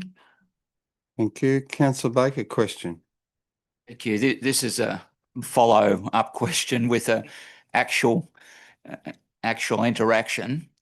I happened to run into Mr. Lawson at Avenel getting fuel, and we talked. We talked about what he'd done in Melbourne, but I didn't tackle him on any council business, but we certainly had a convivial chat, and I expect that does not change. That's a question and a statement, I think. Ms Stevens? I would agree with that statement and answer yes to your question, that you should not and would not be expected to declare that was any type of conflict, given the content of the conversation that you had with Mr. Lawson. Thank you. We have no more speakers for or against. I'd just like to speak for this particular motion at the moment. Primarily, and I can attest the fact that we have a councillor from Victoria in the chamber. It would appear the state of Victoria are doing everything they can to make local government insignificant, and they've created so many policies and so many laws and guidelines that they're muzzling council's interaction with the community. This particular guideline is just that, a guideline, and I believe in the 10 years I've been on council, I've not seen any councillor breach on any level the current code that is currently in existence. I don't see in this guideline that it says particularly specifically when in council. I still think that, to Councillor Bullivan's point, that in or out of council, there's still Albury, or Smallbury as they call it, and they say, oh, Councillor Bullivan was talking to so-and-so, or Dave Costello at the football there, and I think they were talking about council business. I mean, does that make a breach? I mean, the reality is there's also a list at the bottom of this report for the people that councillors can contact. So it's like an exemption list. I mean, how far are we going with this? I think, again, the Act clearly states what we can and can't do. The regulations oversight that. How many levels of policy do we need to regulate human behaviour? I mean, it's just ludicrous. And I think as councillors, we're trying our hardest to work through a very difficult time with a budget and with a whole lot of conflicting issues, dealing with the emotions of that individually, but also as a group. But we want to embrace the staff and give them confidence moving forward that we've got their back.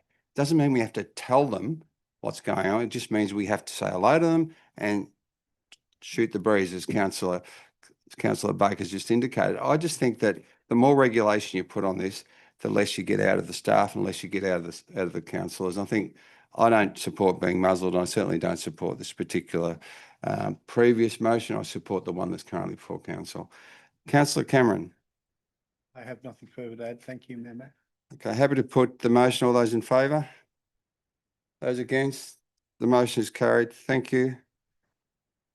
We're up to the 13.9, the draft code of conduct. Thank you, councillors. Councillor Cameron. Thank you, Mayor Mac. I'd like to move that Council A endorse the endorse the draft code of conduct policy for public exhibition for 28 days, provide at least 42 days in which to comment, and B, if no submissions seeking amendments are received, the policy be adopted by the 2022 code of conduct policy be rescinded. Thank you. Seconder, thanks. Councillor Bukowski. Happy to second the motion. Thank you. Councillor Cameron, do you wish to speak to that at all? I do. Thank you, Mayor Mac. I'll be succinct, but I note that in line or in contrast to the previous policy, this is a mandated policy, which councils are required to have. I also further note that the degree of variance, as far as I can discern, between this and the model code of conduct is almost negligible, if not non-existent. And that gives me great solace and aligns with what I would wish it to be. So I'm happy to move it. But I couldn't let this opportunity go by without propounding my absolute favourite subject, which is the legal fiction about operational matters that has gained currency with local government bureaucrats across New South Wales. There is no such thing as operational matters. Councillors are responsible and are compelled by the Act to be responsible to their community for every action and decision of council. Therefore, there is virtually no limit to the subjects that councillors can and should receive information on request for when seeking to explain matters to constituents and to ratepayers.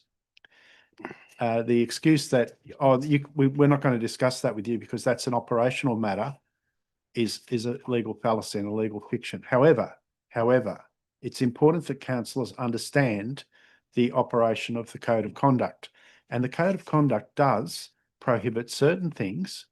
And one of those things that it prohibits is inquiring about operational or discussing operational or seeking information about operational staff matters. And this provision in the code of conduct has given rise to this misunderstanding across New South Wales that there is a mythical beast, rather like a unicorn, called operational matters in which councillors may not engage. Not true. The wording in the code of conduct is quite deliberate and quite clear. It is operational staff matters. So it is a matter affecting staff and the operations of staff, not an operational matter of council or something to do with the regular running of council. That's a subtle but very important difference, and it needs to be clearly understood. An example might be if I went to the CEO and said, I understand that you have 8 rangers. What are they all paid the same? Or are they on different rates of pay? That would be inappropriate, and that would be a breach of the code of conduct because that is an operational staff matter. If I was to go to the CEO and say, I need to answer some inquiries from residents as to why we don't appear to have enough rangers to control dogs in Thurgoona. That is not an operational matter in that sense. It's not an operational staff matter.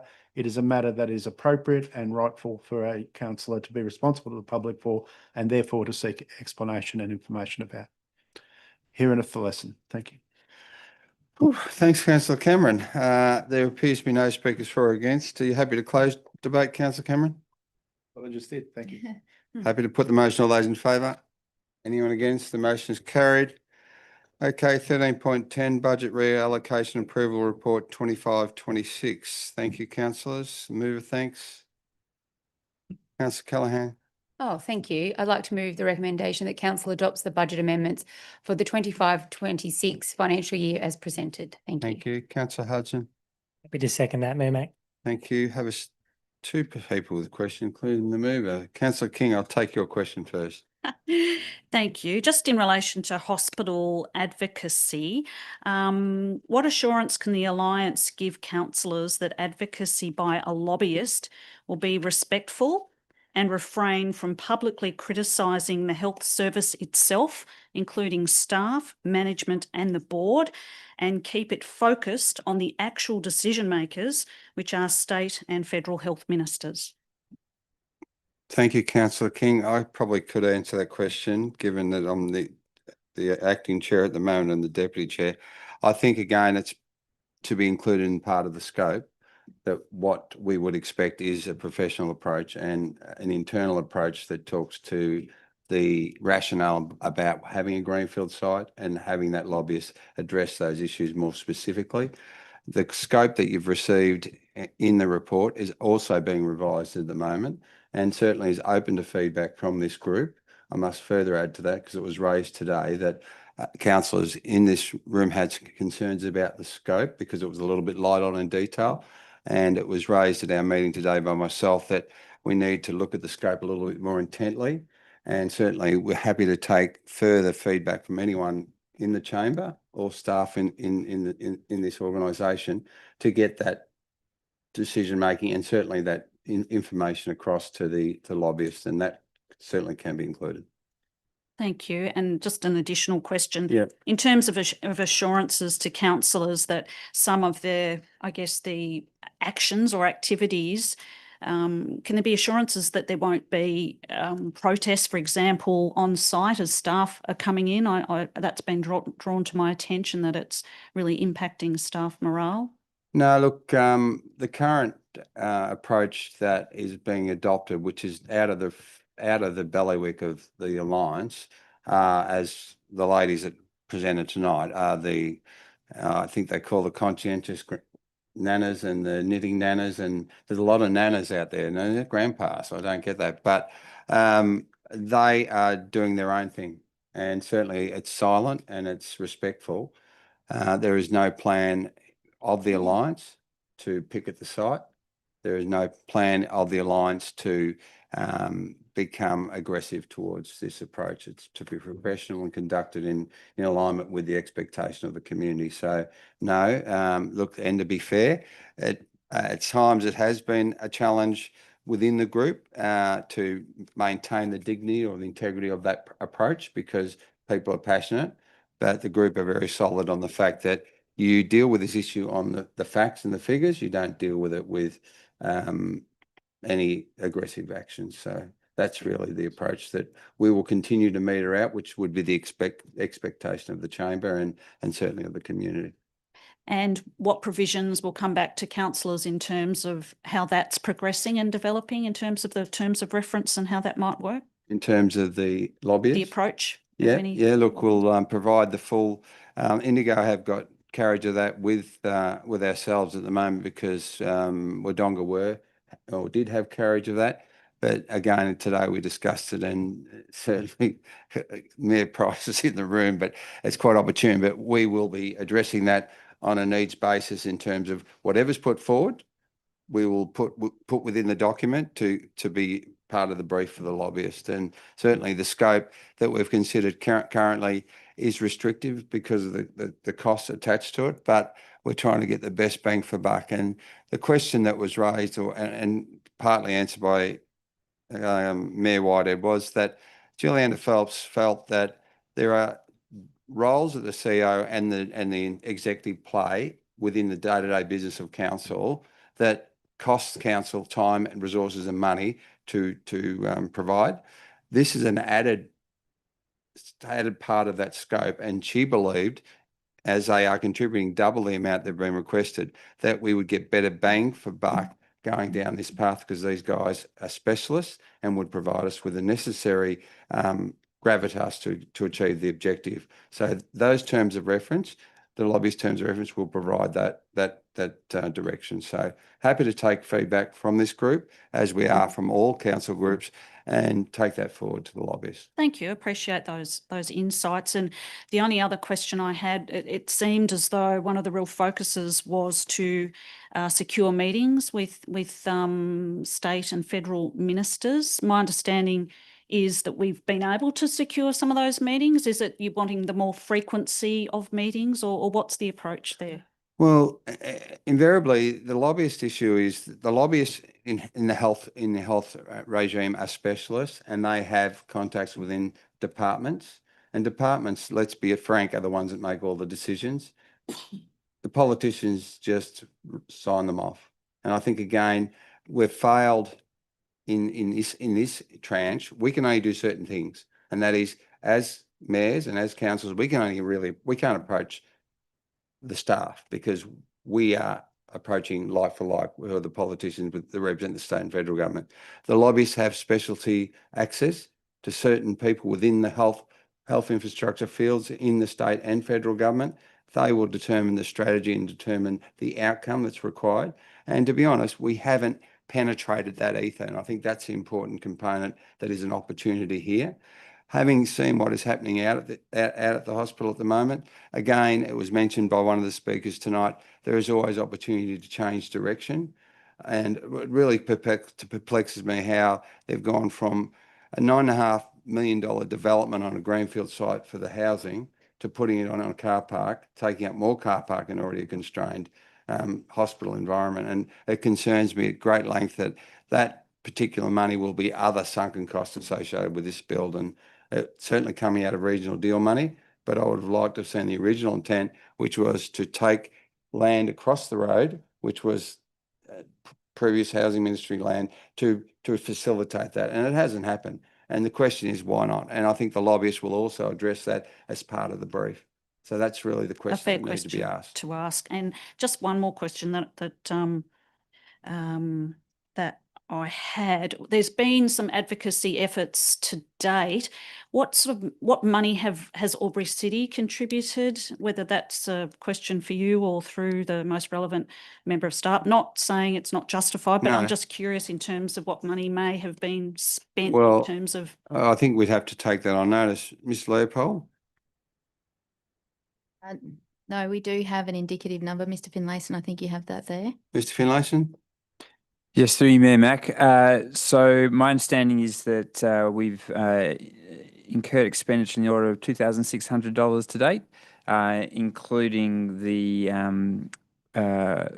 for T-shirts, flyers, and train ticket travel. Thank you. Thank you, Councillor King. I have another question from Councillor Callaghan.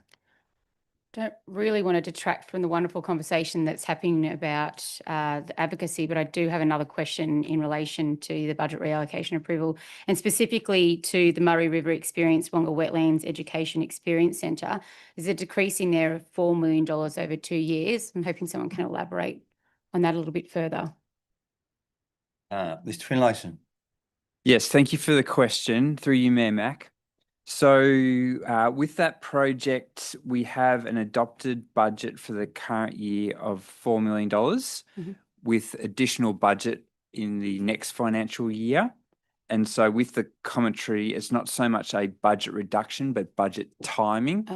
So that $2 million is going to be pushed back as we're reviewing the design of that project. Lovely. Thank you for the clarification. Appreciate it. No further? No, thanks. Okay, where are we up to? Did we have open debate on this item? Councillor Callaghan, did you open debate? I don't believe you have. You asked a question instead of opening debate. Yeah, okay. But it's out of the way, so thank you. Yes, I would like to open debate when you turn on the microphone. I thought it was on. I must press Councillor Hudson's. You're on now. Thank you. Okay. At present, for Albury-Wodonga and surrounds, there is no issue bigger than the ability of the local hospitals to service the needs of our growing border population. For if we can't access health services in a timely way, including by ambulance, then our health outcomes will be worse. We need our local leaders to step up to advocate for a solution that will actually serve the health needs of our regional catchment, both now and into the future. This is a quote, and a timely quote, from today's Border Mail. Have your say. And I don't think it could have come at a better time. It really highlights what we're really advocating for here this evening with this budget reallocation approval report for $25,000 to support the Alliance moving forward. And this is why it matters. It's because we represent the community. We need to garner financial perspective on this. An ask of $25,000 out of a $225 million council budget equates to 0.01%, a tiny investment for the single biggest issue facing our community. This is about value, not cost. $25,000 can influence billions in the future health infrastructure that will serve us for generations. Council does not have the in-house resources, as mentioned earlier, for this level of advocacy alone. This motion aligns with expert advice. We're not driving this alone. This isn't Albury City Council. This isn't just the Alliance. This is led by clinicians. It's backed by the 2021 Albury-Wodonga Health Clinical Services Plan. And as councillors, we should follow the evidence and the advice of health professionals who understand what is needed to deliver safe, modern and equitable care. This is a regional and rural collaboration at best. This is financial fairness allocated based on population. We are part of an alliance of 13 councils representing more than 300,000 community members across North East Victoria and Southern New South Wales. Smaller councils, as we've heard this evening, with much smaller budgets such as Indigo, Alpine, Federation and Towong, who have already put money on the table. If they can step up, Albury cannot afford to sit back. Our leadership will strengthen the voice of the Alliance and demonstrate unity in advocating for a new hospital. Supporting this motion provides policy continuity and consistency. It demonstrates what we stand for.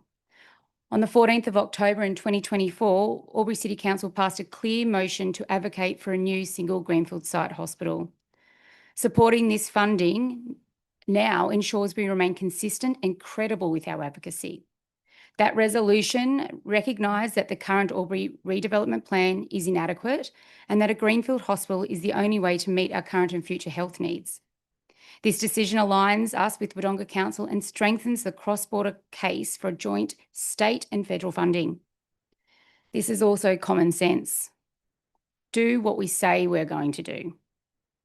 Health is the #1 issue raised by residents consistently. Timely access to quality hospital care is a matter of life and death for many, and we heard that with Mayor Whitehead this evening. Without this hospital, we'll continue to face long delays, cut services and worsening outcomes for patients and for families. This is about doing our job as councillors, stepping up when the community expects leadership and making smart, future-focused decisions. We've heard several times this evening, the fight is not over. And when things get tough, that's when grit and strength are required. I will continue to be led by evidence.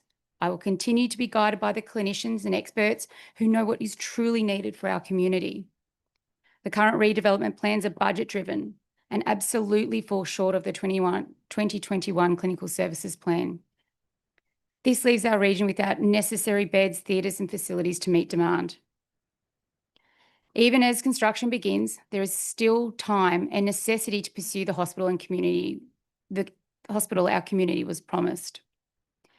The funding represents the actual cost of doing the job properly, ensuring our advocacy is professional, coordinated and effective. This funding contribution is critical because it demonstrates Albury is standing shoulder to shoulder with the Alliance of Council.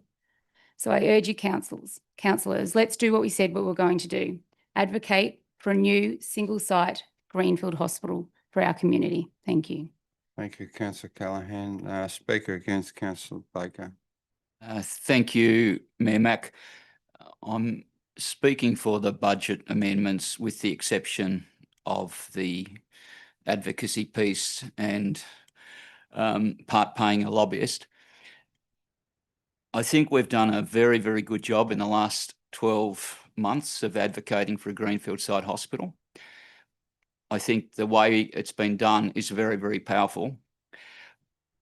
There's 2 reasons I'm not in favour of this 25,000. One, because we can't afford it and we're talking every single day about saving money.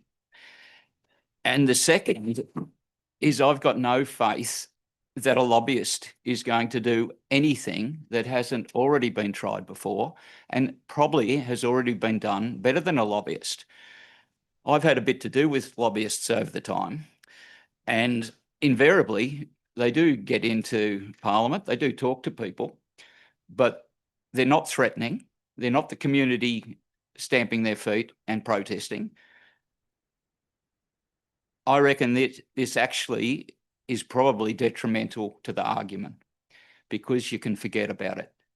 We've got a lobbyist, it's all going ahead in the background.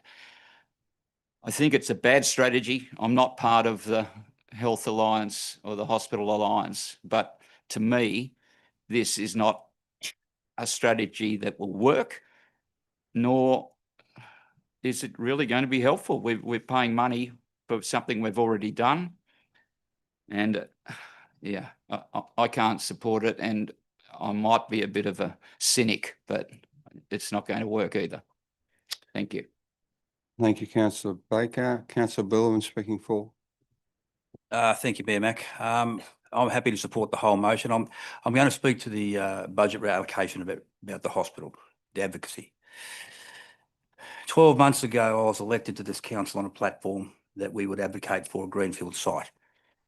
And I've been particularly silent in the background and just let people take the driver's seat and just being a willing participant. But I looked at this motion and I said to myself, you know, where are we at with this particular hospital development? So a favourite saying of mine, you're damned if you do and you're damned if you don't. So what I normally do, I normally go back out to my community and speak to my community and see where their sentiment is at and what their feel is. And every person I spoke to in the last week, and I did council functions every day last week and spoke to people, and they all spoke about the hospital. It is a passionate subject within our community. And you know, people say, and I get the thing, and I'm big on the numbers, Stuart, as you are well aware that I'm particularly big on our finances within the council realm, but I'm also big on our community. And you know, for 50 cents per ratepayer overall to contribute to a lobbyist that may bring something forward for us, well, it's a small price to pay. So what does it look like if we don't pass the $25,000 for our community? I think it would be detrimental to the council. We've had a party line. We've gone down the line. We're going to do this. We're going to help do that. We've got a group of 13 councils, 13 mayors, and a lobbyist that's going to represent the thing. It may not get up, and as Councillor Baker alluded, it might not be useful, but be damned if I'm going to leave our community in the lurch on something as important as this. So I'll be supporting the motion. No speakers against. Speaker for. Councillor, we got a speaker against. Councillor Bukowski.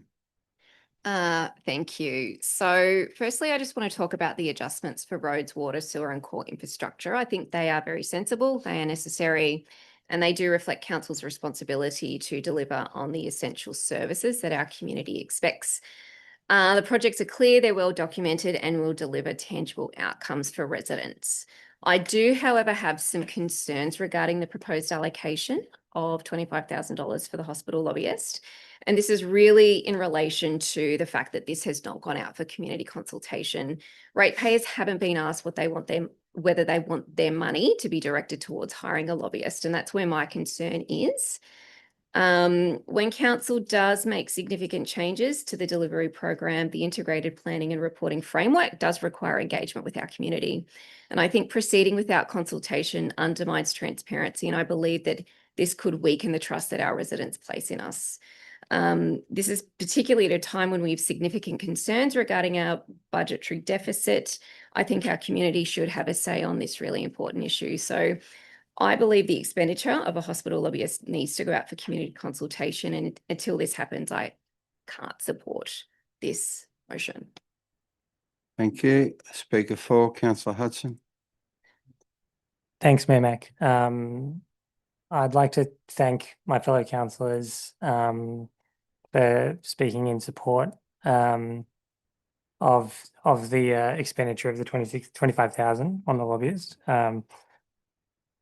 I think councillors Callaghan and Bullivant basically said everything that I would want to say.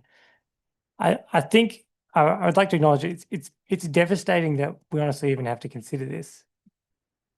We should not be having to spend money on a professional lobbyist to get the health system outcomes that our regional community deserves and so clearly needs, because they are so obvious and so clear to anybody who understands the situation and what's going on in our hospitals locally. The governments should be doing the right thing, and they should be basing it off the 2021 Clinical Services Plan and the population growth projections, but they're not. And so clearly we need to do something else. And in that case, I think the spend of $25,000 by this council on a professional lobbyist is something that I'm very happy to support. Ultimately, I don't think this actually is really about $25,000. I think this is actually a litmus test on leadership.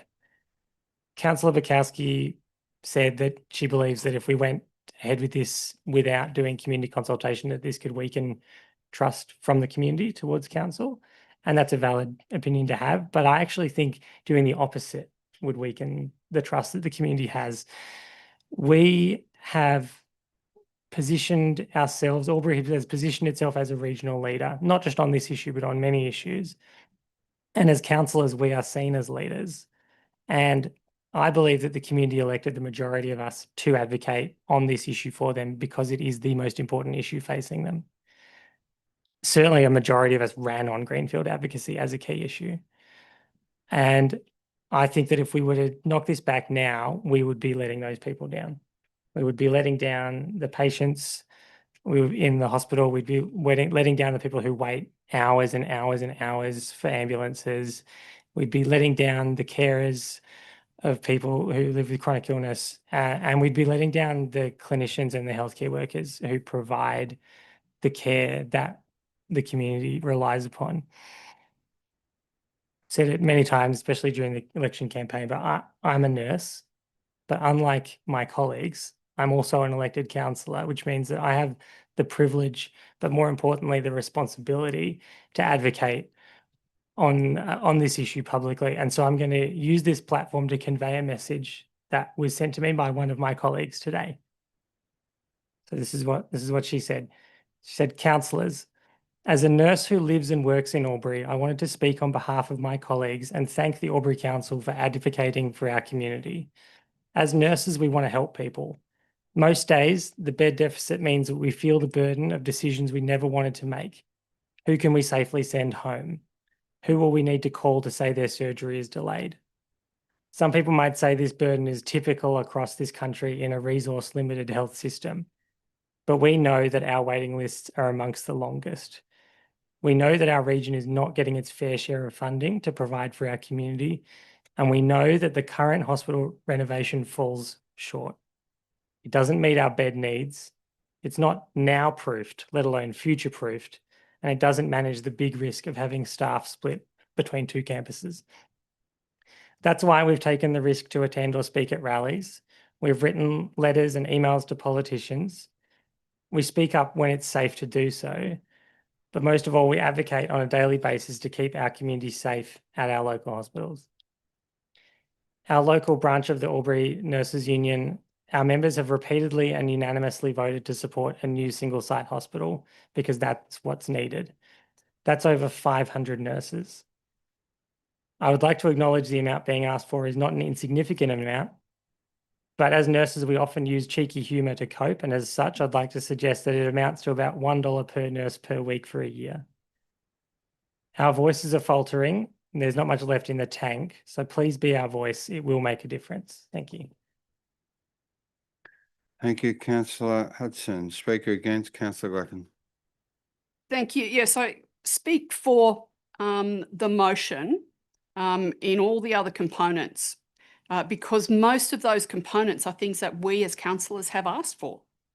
We have asked, for example, to bring forward the access on Thurgoona, I can't think of the name of the street now. Shooter Avenue. Thank you, Shooter Avenue. We asked that to come forward and staff have incorporated that by enabling that to go proceed other things that aren't quite as well advanced. We've asked for other aspects of that budget or the request tonight to revise the budget to come forward. And I also support the things that we haven't necessarily asked for, but they are things that the staff know that we need to do. For example, the backflow prevention device audits. So I support all of those things. My issue is with, and a couple of other councillors have spoken against this as well, the allocation of $25,000 for an external lobbyist. And the reason I speak against this is, well, numerous reasons. One is, as already touched on by Councillor Baker, but raised tonight by one of our speakers in the session prior to council, when that speaker spoke about the big heart and the fact that we achieved, although we had been denied the cancer centre, we eventually got that over the line with activities like the big heart. It was the community that got that over the line. How long is a piece of string? We had another speaker tonight telling us that they often think, when should I give up? How much further can we go? And people ask, how much further are you going to go? And the answer is, as long as the health professionals are saying we should continue down this path, I will be continuing down this path. How long is that piece of string? At what point do we change our tack? Another speaker said tonight that it's never too late to change things. Things change, and made reference to there are some building works being undertaken at the moment. Yes, that's right. The construction has commenced on that site. So they made reference to some of the things that are being built now, or one of the buildings that is being built now could be repurposed, or we could repurpose another building on that site. Yes, we could, but perhaps we too could change. Perhaps we could accept that if we were to apply for extra funding, we could enable that new hospital, albeit on the brownfield site, to come to fruition in a more timely fashion. We do need to get more funding. I acknowledge that. I do acknowledge that. And I acknowledge the heartfelt email that we've just heard from a nurse. And the nurse said in that, and it was quoted, that they are fighting for a single site hospital. Absolutely, I support that. But it doesn't mean it has to be green. Our original decision of council, and we're heading back almost to last decade now, was that we as a council would support a brown or a greenfield site. Didn't matter whether it was brown, green, in Albury, in Wodonga, somewhere else in the region, so long as we got our new regional hospital. The state governments have made up their mind. They've started the construction. Would we not be better working with the state governments alongside the health professionals to ensure that we got the best outcome possible with what they're actually delivering? If that was the case, perhaps they may have listened to us about the short-term accommodation as is now planned on that site as well. Maybe we need to be thinking how we can change our tune and we can change our tack. So depending upon whether or not there are sufficient who raise concerns with the $25,000, I would foreshadow an amendment, and that it be the original motion and all of the tables minus table 2. Thank you. Thank you, Councillor Glackenham. Are there any more speakers for, against, or questions? Councillor King speaking against. Oh, there's no doubt that this is an issue of chronic lack of health equity in our region, and that the funding from the data that we're hearing from clinicians and also our nurses, it's contributing to those everyday outcomes of our health service, that the lack of beds, the lack of staff, the inability to clear waiting lists. So that health equity is something as councillors we're all we're all fighting for. I am nervous and concerned that the lobbying to date, in some cases, has really had an impact on staff. And even today, I stumbled across a post by the Albury-Wodonga Health Foundation manager and a former nurse, really concerned that publicly criticising a health service does not drive reform. It erodes trust, undermines culture and destabilises the workforce on which care depends. Staff, myself included, are confronted by protesters at the gates of our workplace, making us feel as though we're part of an industry to be ashamed of, rather than a health service founded on compassion. While I understand the importance of democracy and open debate, advocacy must be targeted appropriately. Constructive debate is essential, but advocacy must be informed, respectful and solution-focused.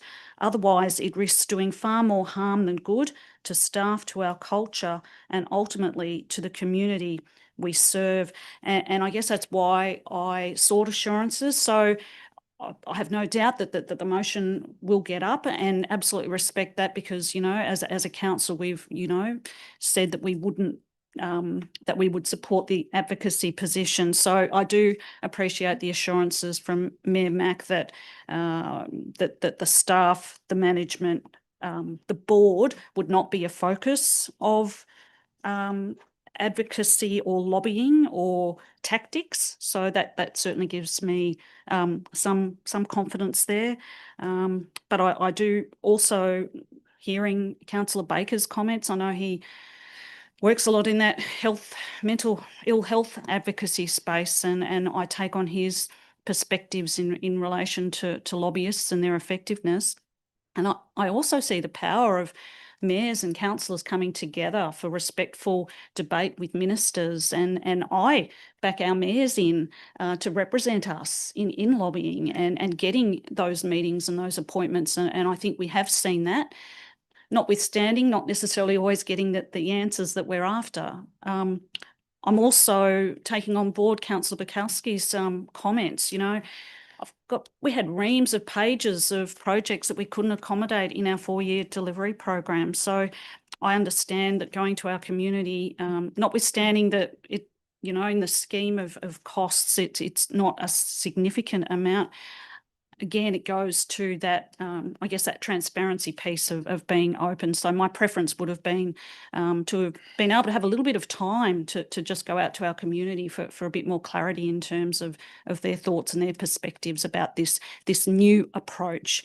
And yeah, notwithstanding, there's a real health equity issue, and it's incumbent upon all of us to make sure that we do have the health service we deserve and need. And I applaud the efforts of the Alliance to really raise that profile and fight the good fight in terms of making sure that we're on the radar and that they're sort of conveying what our community is telling us.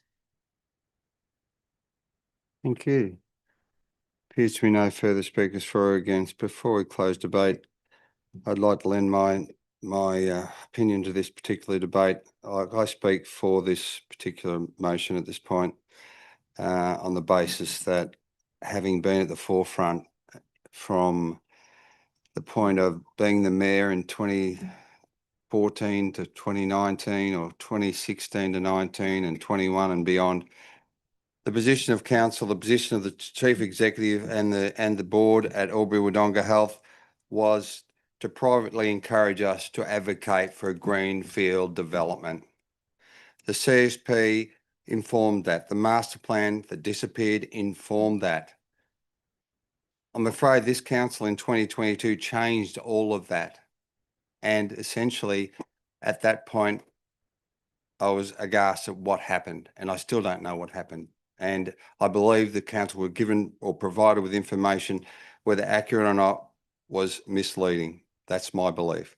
However, having been at the forefront of this yet again, and leading into the last election, many, as stated by Councillor Hudson, many people advocated for this hospital to be a greenfield site on the basis of their election.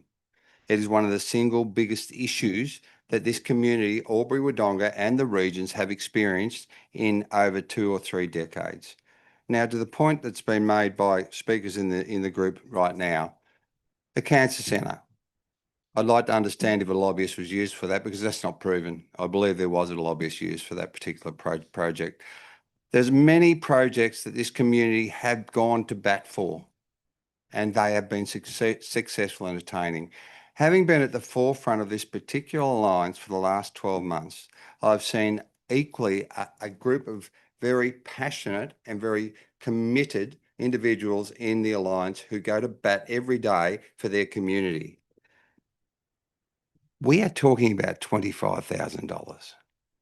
Now, my point to you as councillors and leaders of your community is, are you leading or are you letting your community down? Because I'll be judged by what I stand for. And what I stand for here is that we have to try every available resource at our disposal to deliver this expectation. I was at the 20th anniversary for Charles Sturt Nursing Faculty the other day.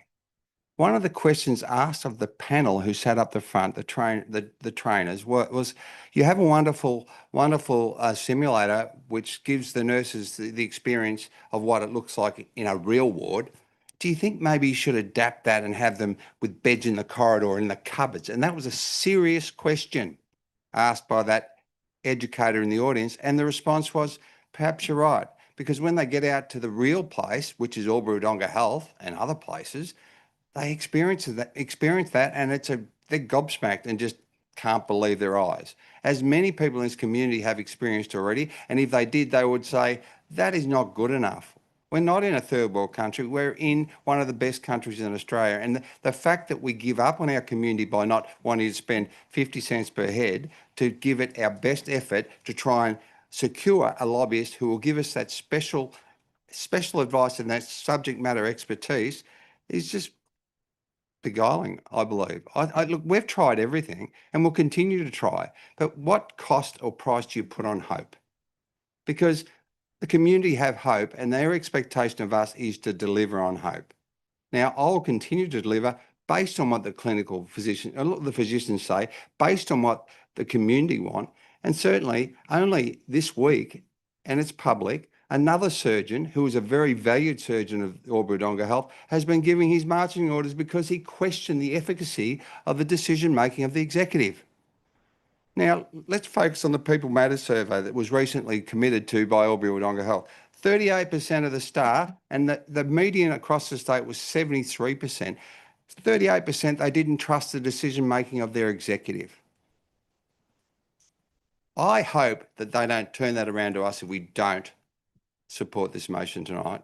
Support this $25,000 to go forward and be committed to the cause, because hope is priceless. And I really, really encourage all the councillors in this room to think about that, because without hope, it's pointless as being here. Thank you. Councillor Cameron, did you wish to close debate?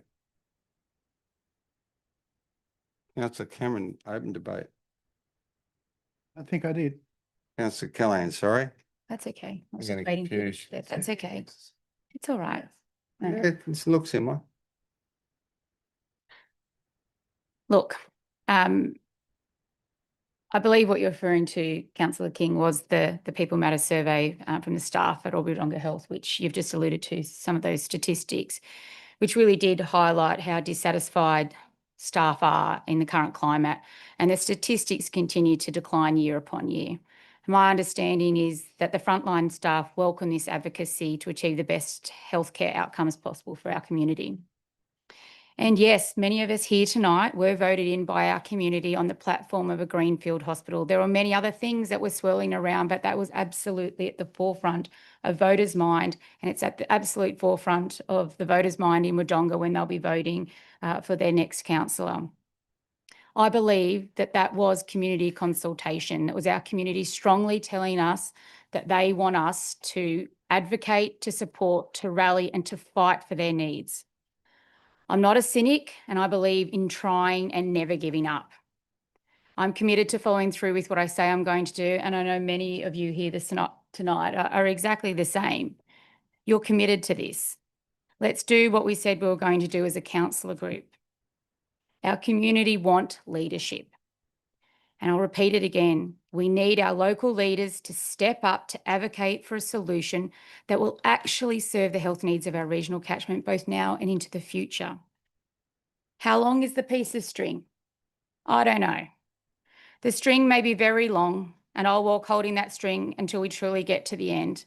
Now is not the time. Now is not the end for the fight. We can do this now and know that we've tried. 0.01% of Albury City Council's budget, less than 50 cents per resident. We can support the reallocation of funding tonight. Advocate for a new single-site greenfield hospital, the way in which our community wanted us to do. Thank you. Thank you. Happy to put the motion. All those in favour? Those against? The motion is carried. Thank you, councillors.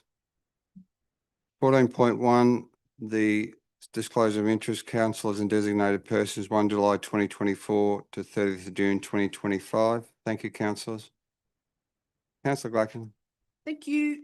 Happy to move the recommendation as a motion that council receive and note all annual disclosures of interest returns for the 2024-25 reporting period for councillors, ARIC, independent members and designated persons, and acknowledge that annual disclosures of interest will be made publicly available as per the Government Information Public Access Regulation 2018. Thank you. Councillor Cameron. Second that motion, Mayor Mack. Thank you. Councillor Gladkin, do you wish to speak to that at all? Thank you. No. No speakers or questions? Happy to put the motion. All those in favour? Anyone against? The motion is carried. 14.2, investment balances, August 2025. Thank you. Councillor Gladkin. Thank you. To move the recommendation as a motion with reference to investment balances that council receive and note the investment balances report for the month of August 2025. Thank you. Seconder, thanks. Councillor Cameron. Happy to second? Yes, Mayor Mack, I'd like to second that. Thank you. Councillor Gladkin, do you wish to speak to that? Thank you. No. Okay, happy to move that. All those in favour? Anyone against? The motion is carried. 14.3, end of year results and June quarter budget review. Mover, thanks. Councillor Bullivant. Thank you, Mayor Mack. I move the recommendation that council receives and notes end of year results and June quarter budget review, including the analysis of Albury City's financial performance for the 2024-25 financial year compared to forecast. Thank you. Councillor Cameron. Thank you, Mayor Mack. I'd like to second that motion. Thank you. Councillor Bullivant, I have a speaker wishing to ask a question. Happy to take the question. Yes, thank you. Councillor Callaghan, question. Thank you to the most relevant staff member. It's just a question in regards to the War Memorial Bowl budget. Can I just have some clarification around that, please, if I missed that item? Yeah, I have. Is that what you're talking about, the budget allocation? Yeah, 14.1. Sorry, I thought it was in the end of year. 14.3. 14.3. Very good. Apologies. I was lost up in the last one.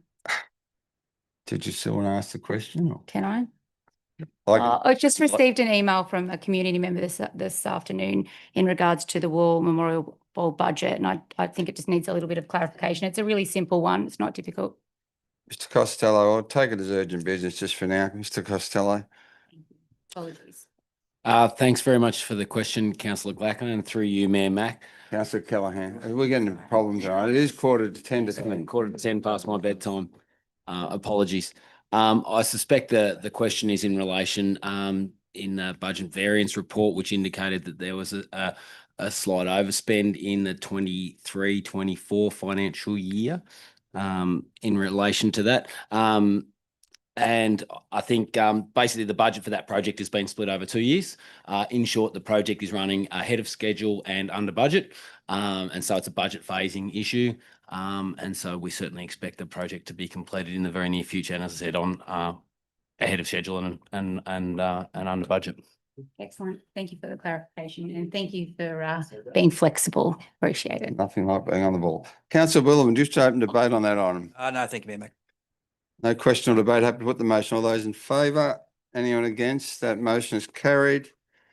Okay, we have no notice of urgent business. Do we have any council delegates reports? We have none of those. Notice of urgent business, councillors. Any notice of urgent business? No, we have no confidential matters. Thank you, councillors and staff, for your forbearance. It has been a long night.